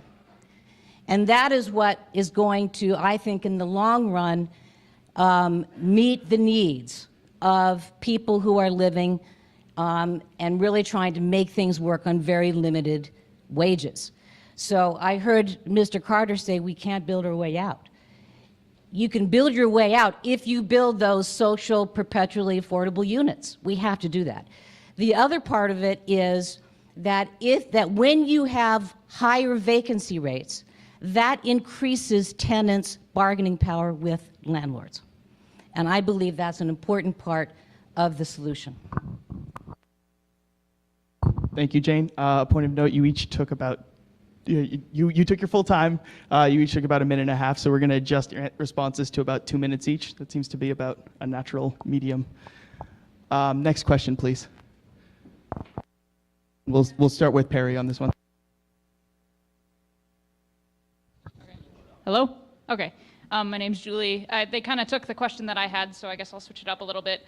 I'm curious to know what each of you plan to do to address climate change, and not just sort of surface level greenwashed stuff that's, not really getting us to the goals we need to get to, but like, what do you actually want to do on the local level about climate change, since it's not really being addressed at the state or even the national level? Thanks. Yeah, absolutely. Thank you, Julie, for that question. So I think in terms of climate action, 3 easy bullets are revolutionizing our transportation sector system, weatherizing our buildings, and resolving the inefficiencies that we have at the McNeil plant, which I could go into. So, to the point of greenwashing, I think in terms of transit, something that to me feels like is looking at the intersection of how class and environmental issues are dealt with is really talking about how we can potentially move towards a subsidized transit system that's expansive and that also provides routes, regular routes, so that working people can actively use it to get to work. So I think that's a big point within that. And, in terms of weatherizing our buildings, I think, this is a huge aspect in terms of becoming more efficient. And that's something that we can engage with in terms of property owners and incentivizing or pushing them to do that as well. And then beyond that, the McNeil plant, this is functioning at 24% efficiency. I think that, in terms of the studies that have been shown that we can use a heating, district heating is a really positive way to really, work towards having sustainability in our heating sector. So, I'd be curious, what, if any of those things specific, to the greenwashing effect. I think really being sensitive to class and looking at the intersection of class and environmental action is where we see kind of pushing back and dismantling that aspect of greenwashing. Actually, can we go to Jane next, please? Sure. Great question. Okay, so it's 2 minutes. I think number one, we need to reduce our dependence on single occupancy vehicles. That represents obviously a lot of consumption of fossil fuels and is also degrading our air quality. I agree that improved mass transit is essential to that. We need more frequent buses so that more people will use the bus instead of driving their car. That will build demand for mass transit and lead to more affordable mass transit. We need to get onto that virtuous cycle, and that may require some kind of initial subsidy. But we should be realistic because Green Mountain Transit this year has an almost $1 million deficit in its operating budget. So there's some fundamental issues there around funding. I've been a big supporter of district energy. I've pushed the mayor and Burlington Electric about using the downtown project to advance district energy. And in fact, you need large users in order to make district energy work, and the downtown project could potentially be such a major user that could make district energy work, and that's very exciting. Finally, energy efficiency.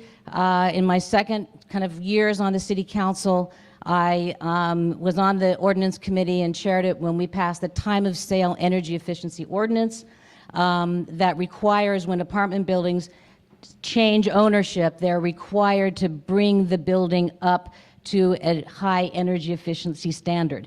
It may be time to go back and revisit that standard. Maybe the standard should be higher, but these are all issues that I've worked with. So my summary would be, been there, done that. If I'm reelected, we'll keep on doing it.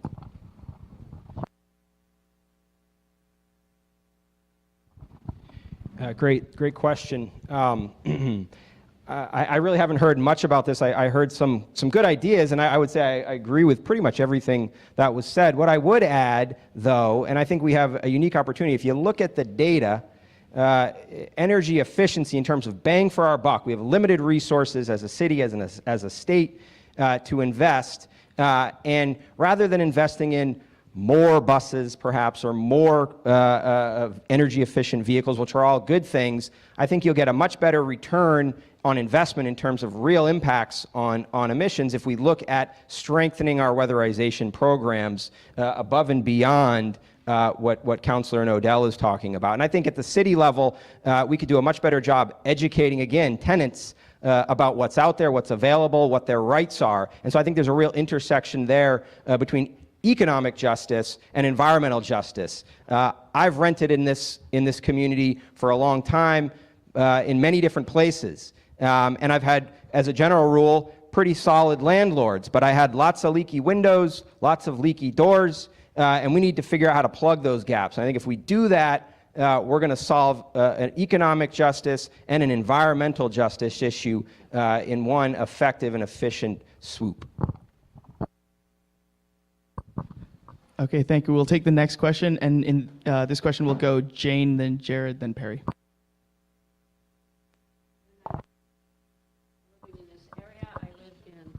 I live in Ward 1, so I'm thanking you for allowing me to even ask a question to this august body.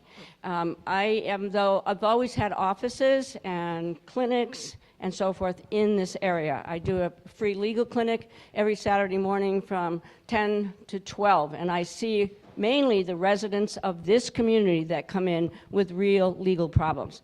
And I'll tell you what they are, and I would ask the questions, what are you going to do about them? The main problem I see is domestic violence, and that is domestic violence against women, largely. Some men come in and they are also victims, but largely it is women. And it's women having other problems as well, domestic violence, lack of child support, abuse, even sexual violence. And I don't see any improvement in that. And I've been an attorney in this city and in this neighborhood for 40 years, perhaps. And I don't see any real attention paid on the part of the city, or indeed most people in the city, to those sorry facts. And the other problem that I see over and over is landlord-tenant problems. And the main problem that I see is that people being illegally evicted. And regardless of what Councilor Nodell says, or Ms. Perry or Jared, those problems only increase. I don't know what is happening in the city, but there certainly is an increase in evictions. There's lots of disinformation to tenants. They don't think they have any rights. So I would like to ask you all, what are you doing about those two, or what will you do about the problems of violence against women in particular, in all kinds of ways, including financial? And also, what are we really doing about the fact that people, poor people, are losing their homes all the time in this city that is supposed to be so just? Thank you. Sandy, thank you for all of your work on behalf of people who are in tough situations and need legal assistance. On domestic violence, I think it's a multi-pronged response we have to have. We have to empower women economically. There are through having gender equity in wage structures. Just for one, within the city can be a model employer in that regard. We could do more. I think that the police department is relatively effective at enforcing laws against violence that men or women are committing against others, against their partners. I believe our police department has a pretty good record in that regard. And then on evictions, maybe it's time to go back and look at just cause eviction again. That is a charter change. That would be a fight. But it always made sense to me, and it's been a while since we tried it.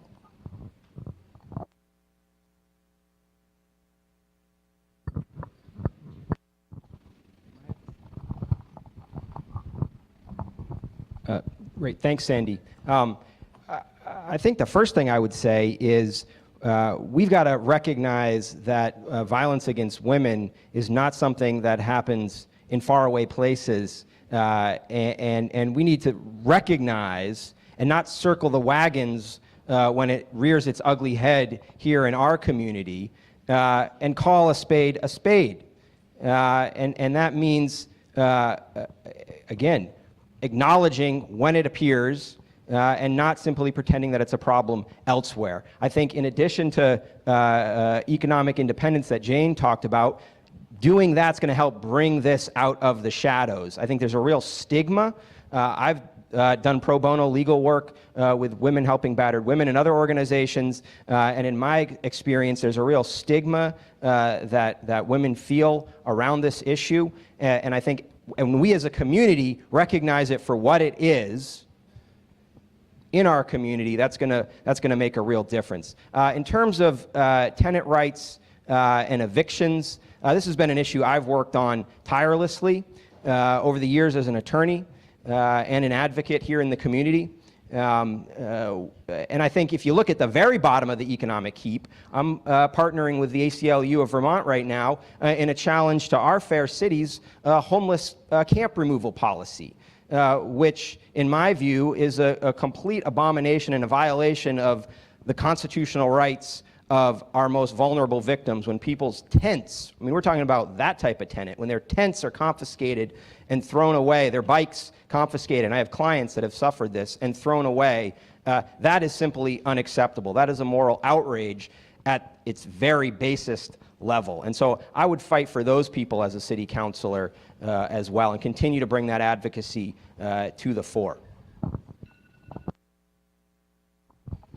Thank you so much, Sandy, for asking this question. The issue of violence against women has been something I've been thinking about a lot the last few days. I can't say that really a single one of my friends has not been affected in some ways by violence or abuse or harassment, myself included. I went to Antioch College. Antioch was the first college in the US to create a formalized affirmative consent policy back in the 90s, way before its time, way before the current wave of the Me Too movement. I think it was shocking to me to realize as like an 18 and 19-year-old that no one had ever even taught me about consent, ever, literally. And so I think, to me, it just really articulated the need to have education around consent and around healthy, and I mean, I would always advocate for this to be mandatory in Vermont schools, to have, mandatory consensual sexual education and sexual health. And here in Burlington, I really do think it's a huge part of the problem is that we have so little education around this. I think, to Jane's point, economic equity is a huge aspect to, improving violence against women specifically.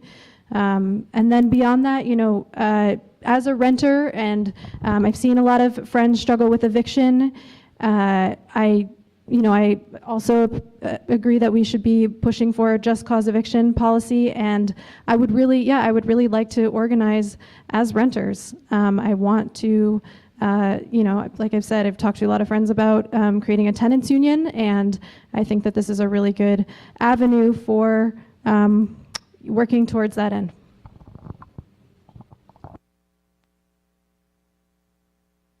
Thank you. We'll take the next question.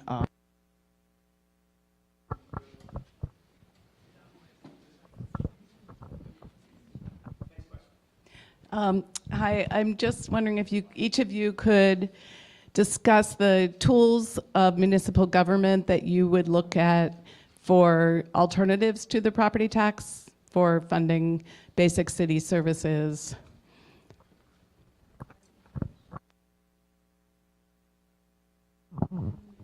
Can we just have the question repeated? Sure. Could you discuss the tools of municipal government that you would look to? So what do we have on the books? We don't have to go to the legislature for a charter change, but what can we do now to find alternatives to the property tax to fund basic city services? It's a good question, and it's something that is important to do, and the city of Burlington has done this over the past decades.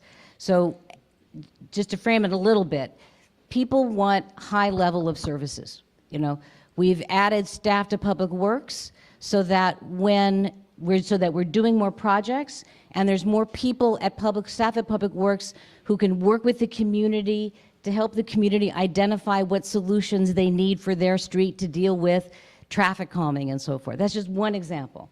So people want the police officers to be in the community and on foot and really developing relationships with the people. These are all high quality public services, but we need to pay for them in an affordable way without overly relying on the property tax.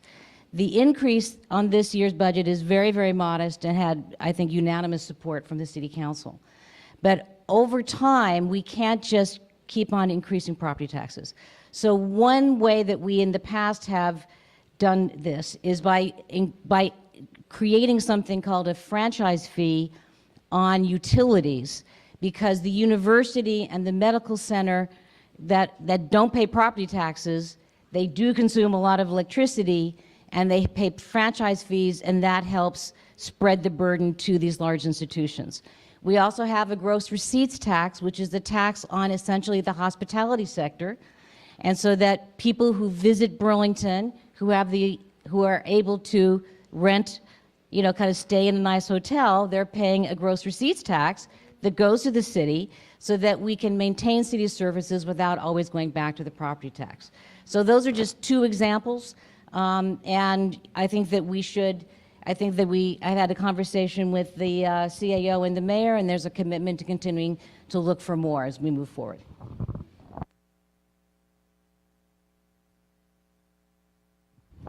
One idea that I liked that came out of last year's town meeting day was I believe it was like a 1% luxury tax on properties valued over $500,000 and on the sale of that, and that would have generated $350,000.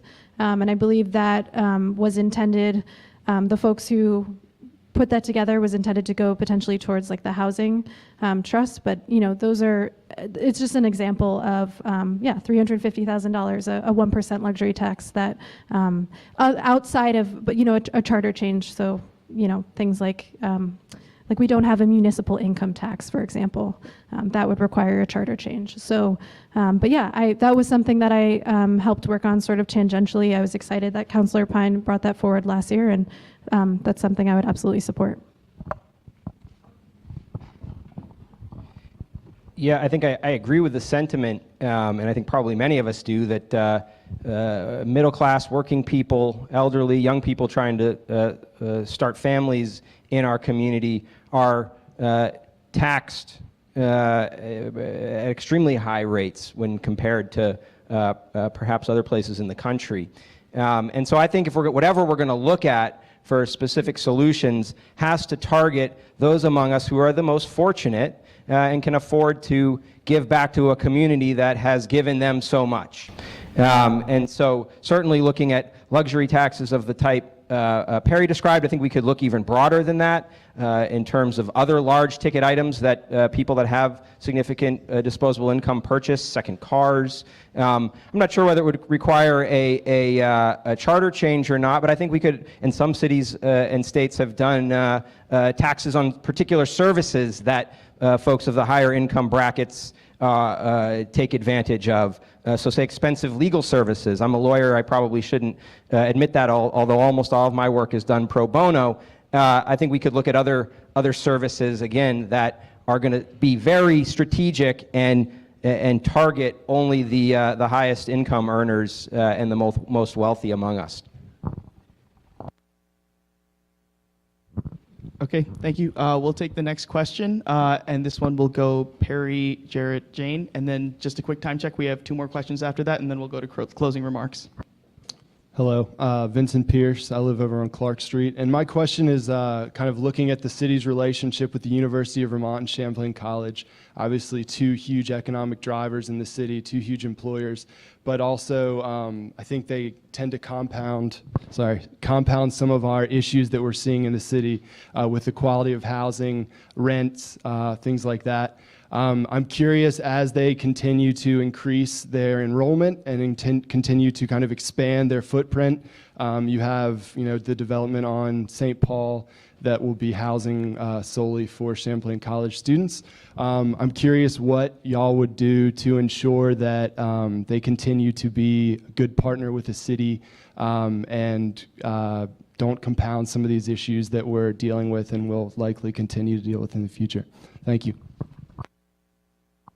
Yeah, absolutely. Thank you for that question. So yeah, something I've heard a lot about is the character of neighborhoods, especially neighborhoods that are close to UVM. I know on some of those streets there's maybe only 1 or 2 long-term residents. And so something that's interested me, I was looking into this and I was reading an article about sort of what has been called like the studentification of the neighborhood, and the ratio that was proposed in this study that I was looking at was like 25% of a neighborhood is a really ideal amount of students to sort of build out a healthy character for a neighborhood. And so I think this aspect of some of the compounding issues is the fact that like UVM and Champlain, and UVM especially, is not really housing its students, and a lot of that housing that they're already providing is not really affordable as well. So I really, would look to the city in our role to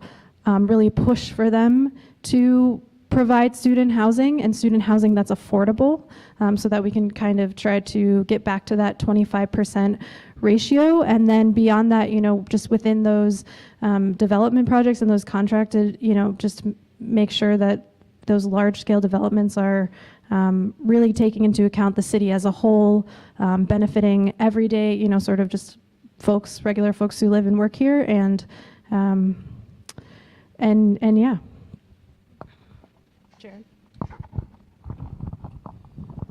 Thanks, appreciate the question.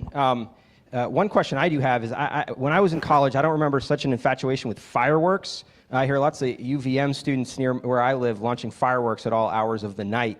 So first of all, I think we've got to do something about fireworks within city limits. But that aside, I would just recognize that, what's that?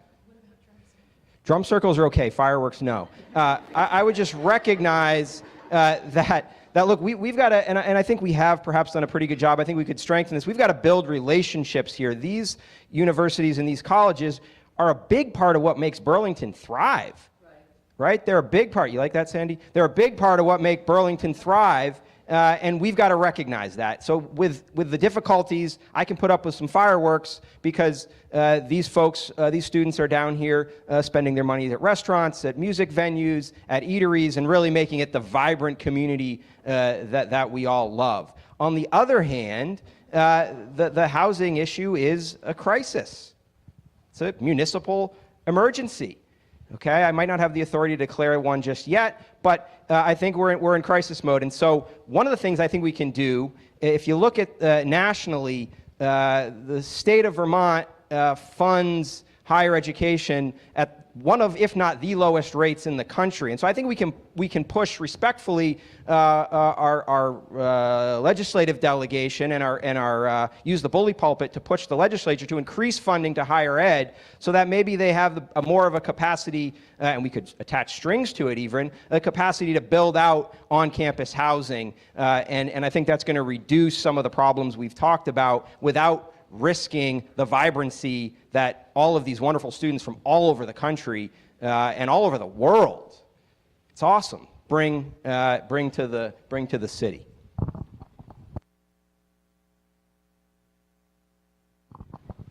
Well, as a UVM professor, I'm delighted to hear that Jared likes the University of Vermont and sees all what it brings to the community. Obviously, creates a lot of problems in the housing market.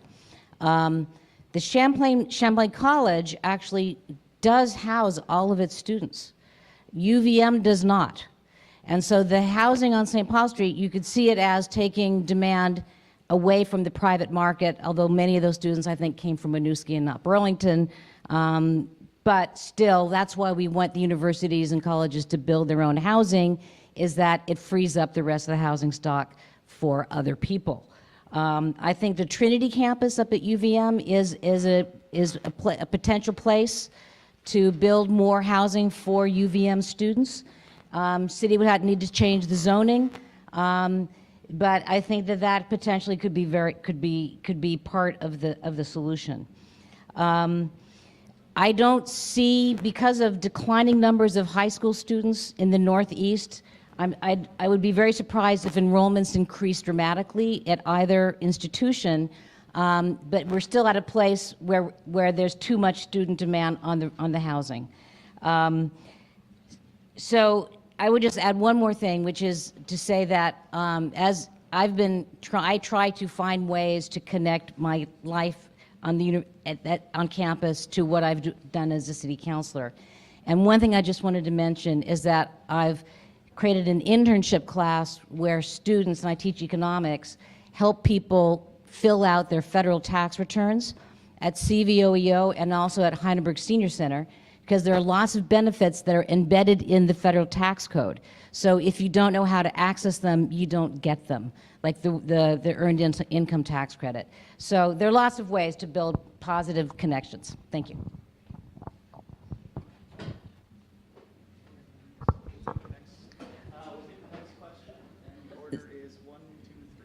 So actually, my question is specifically for Councilperson Nodell. So you said something earlier that was not correct, and I'd like to give you a chance to re-answer the question. You said that you thought that the Burlington Police Department was doing a good job of addressing domestic violence, and that's just not true. One of my friends had the cops called on her while her boyfriend was attacking her recently, and the police officer asked her in front of him if he was hurting her, which I think you can probably figure out why that wasn't an effective way for them to respond to the situation. That's just one, that happened 2 weeks ago. This happens over and over again, and I think that relying on the police to address domestic violence is, especially considering the number of police officers who commit domestic violence, is a terrible idea. So I'd like you to answer that question again with a little bit more thought.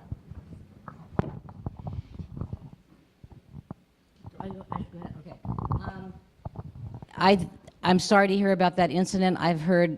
I've looked at data that suggests that there are instances of much better police response. Clearly, police enforcing laws is just one very small part of the problem of addressing the problem of domestic violence. But I do think it has to be part of the problem.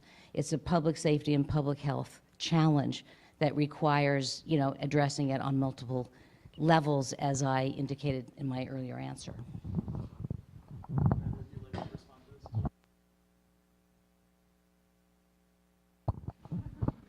Thank you for bringing that up, Wiley. That statistic of, I think it's, officers are twice as likely to be domestic abusers as the regular population. It's absolutely an issue. It's something that I've had frustration with. I had trying to work with police departments to resolve issues of sexual violence and domestic violence is so frustrating in the U.S. it's just not effective. I've tried to call, I've tried to, for friends, on behalf of friends, it's incredibly frustrating. The only time that I actually had an effective interaction with police in regards to harassment and violence was when I was in Iceland, which has a completely different, their police are completely disarmed, and they haven't had like someone die, a civilian die from police brutality in like maybe one person in 15 years. And it was handled in a way that, and in the degree, the instance that I was bringing forth was so much, it was amazing how much more seriously they took it compared to what I was trying to do back here in the U.S. Years before. So yeah, I definitely see that as a serious concern. So I appreciate you bringing that up. Yeah, I don't think there's too many people, and I see the mayor's still here, so he might be able to vouch for this, that have tried to use the power of the law to enforce the civil rights and constitutional rights of Burlingtonians vis-a-vis government authority and the police. So it might come as a surprise that I'm actually a real supporter of many of the things that law enforcement are doing in Burlington. I'm thrilled when they come and knock on my door just to introduce themselves. Usually I'm like, oh my goodness, I must be doing something wrong. Why are you here? But they're there to introduce themselves as part of, I think, this community policing approach. However, and I think this is really important, this goes to your point, we must hold law enforcement to account. I think we need to strengthen oversight of the police department in this city. As a constitutional rights lawyer, as a civil rights attorney, it is simply unacceptable to accept anything less than a full and complete vindication of all Burlingtonians' constitutional and civil rights vis-a-vis police authority. And I think that the current oversight model is quite ineffective, doesn't provide sufficient checks on the authority of law enforcement. Look, nobody likes to have law enforcement come into their home, but it's really important that we have adequate oversight. And I think, in quite all honesty, growing the strength of NPAs to engage in oversight issues and things like community policing at the neighborhood level is one way that we might look at harnessing all of your energy to help provide that check, because I'm sick of going to court to argue civil rights cases. I want to go on offense, and I think what I mean by that is coming up with better ways to oversee the police, even though, of course, they're doing a difficult job day in and day out. I recognize that. But as citizens, we've got to demand more, and we, as I said in the beginning, together can come up with those solutions. And we'll take the last question and then go to opening remarks. Or closing remarks, sorry. Close it up. Thank you. Do Black Lives Matter?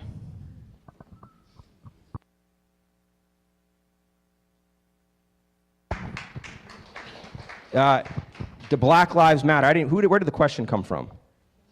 Yeah, absolutely. My Afro-Cuban wife is sitting right behind you, and so I understand at the most visceral level what it means to be a minority in this community and what folks face on a daily basis. And I think we need to do everything we can, and this gets back to the importance and how I approach all of these problems as a constitutional and civil rights attorney. We need to do everything we can, from using the courts to litigate when necessary, from using the streets to march when necessary, and that includes the Church Street Marketplace, which I certainly hope maintains itself as a public space where we can continue to march for the rights of all and advocate for the basic principle that Black lives absolutely matter. And I don't mean to get angry about this, but it's darn important. And that's why, at bottom, to me, this whole conversation about the DID is so critical, because those rights are fundamental. And when we're talking about Black Lives Matter, we're talking about constitutional and civil rights to autonomy, to liberty, to living in a safe and inclusive community, to be free from racial, ethnic bias. All those things are constitutional principles that I hold dear. And so I appreciate you bringing up that question, and I think my track record of advocacy as a lawyer and an advocate, I'll stand on. Thank you.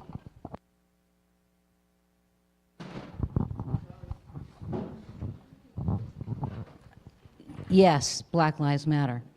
As a city, how can a city councilor take that into her work? I think a couple different ways. And let's keep going with the policing. We need a strong, fair, and impartial policing policy in the city of Burlington, and we need an effective mechanism for overseeing that policy. We've been working on fair and impartial policing, and we are having a conversation about the police commission. There is a citizen complaint process that the police commission has set up. They're strengthening it, and it provides, I think, pretty effective oversight of incidents. So if anyone is unhappy with how the police handled something, I encourage you to use that citizen complaint process, because the commission actually looks at the video of the incident, and they ask questions about why officers did what they did.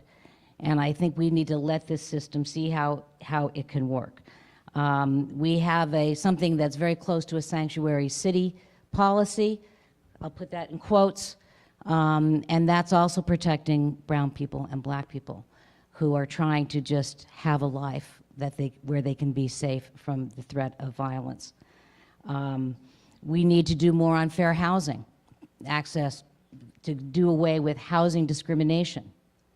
That's another area where Black Lives Matter. If you don't have the ability to choose where you can live based on your race, you are being deprived of some very basic rights.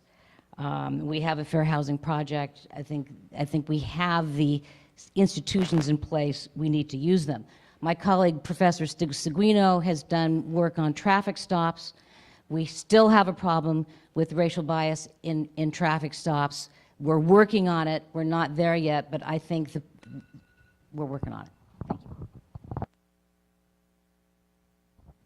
Thank you for that question.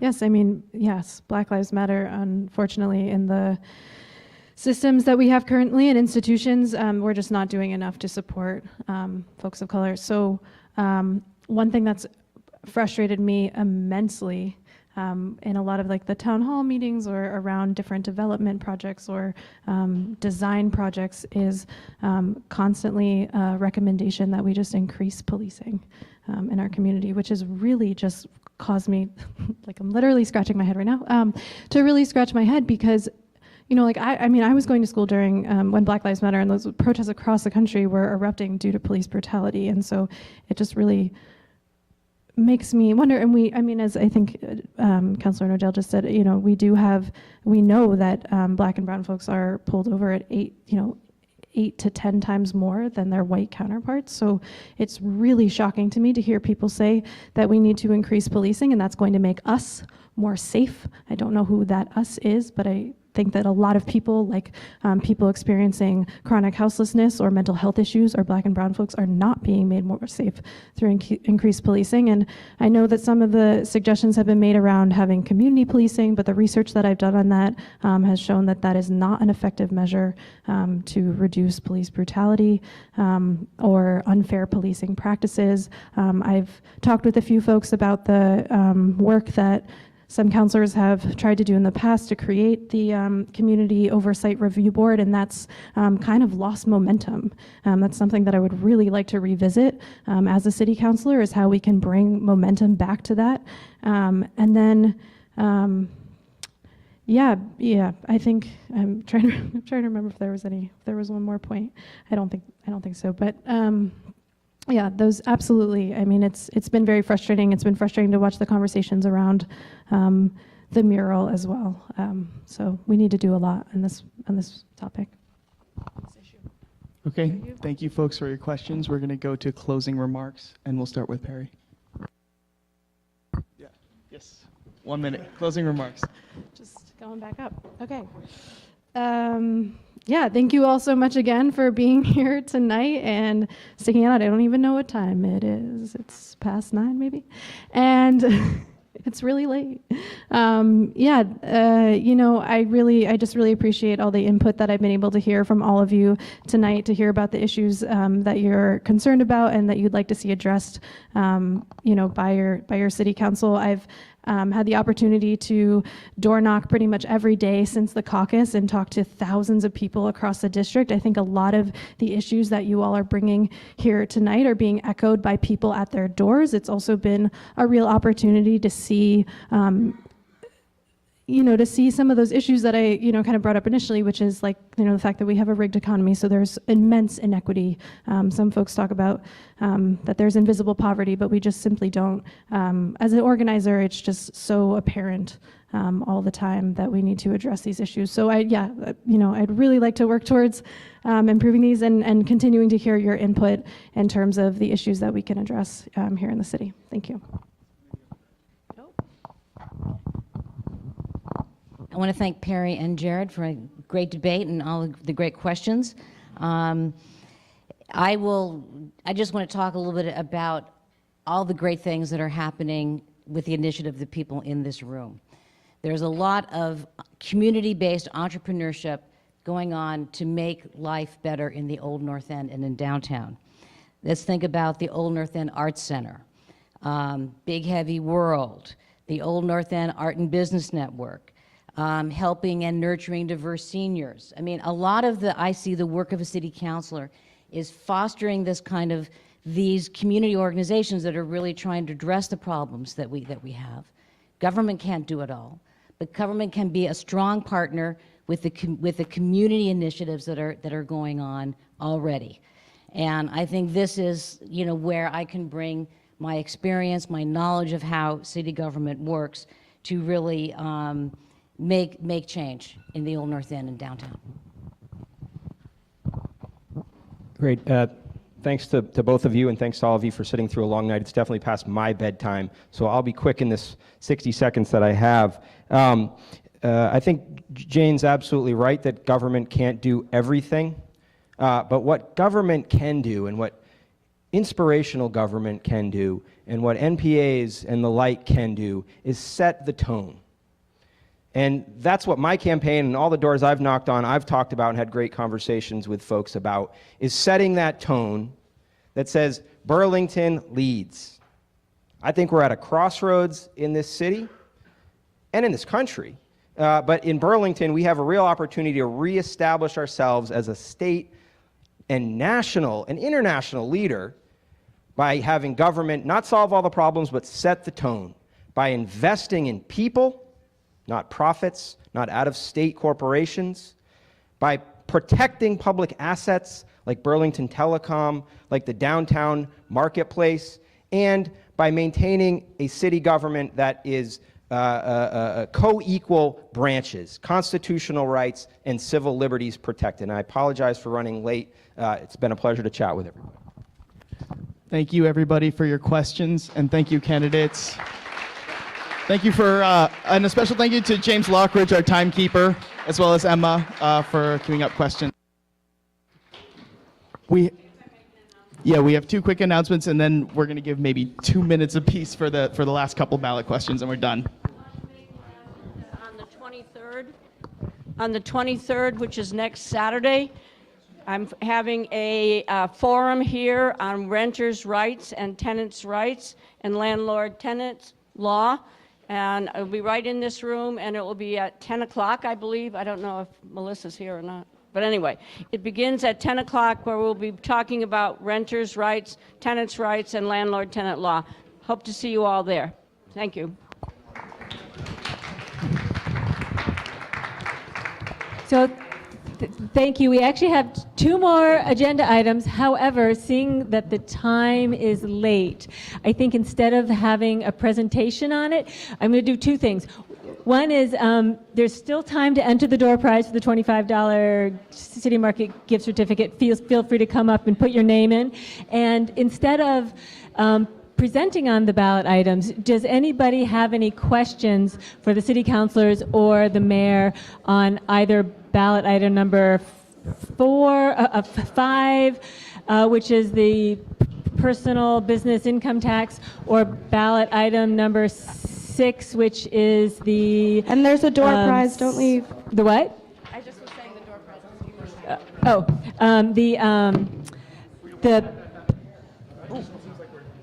The paper, the plastic, the lowering the plastic. So does anybody have any questions? Oh, we have one question from Tig.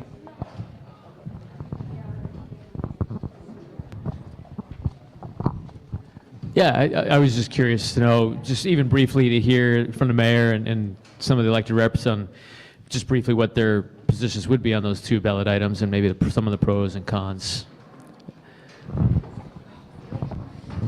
Really quick, I'll just answer the business personal property is an antiquated form of taxation that only applies to Burlington businesses.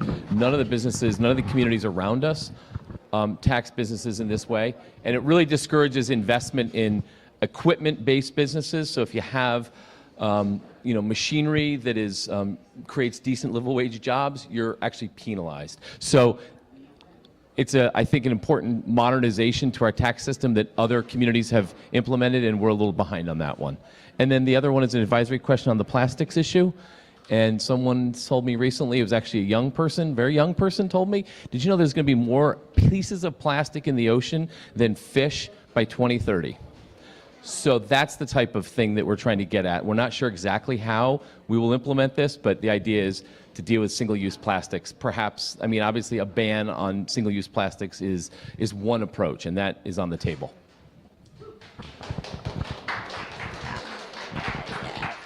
Basically agree with Brian on both of those. Me too. The only thing I would add to what Brian said is I think important to understand the proposal for the business personal property tax, which is actually a terrible name because it sounds like it's about personal property and it is about equipment for commercial businesses. It does generate a significant amount of revenue right now, over $1 million a year. This phase out, the way it's proposed, is been set up in such a way that will have almost no impact on existing property taxes, or minimal impact on existing property taxes payers, because it is phased out over an 8-year period, and most of the phase out happens at the end when the city's going to get an infusion of new revenues from the expiration of the waterfront TIF district. So I think this is getting rid, as Brian says, of an antiquated tax in a way that is as painless as possible. Thank you. And congratulations, everybody still here. You made it to the end. We're now going to do our door prize drawing. Can we get a volunteer to come pick the door prize? You can do it. Okay, I'm going to do it. Is Trav Fryer still here? Thank you, folks, for coming to the NPA tonight. We'll see you next month.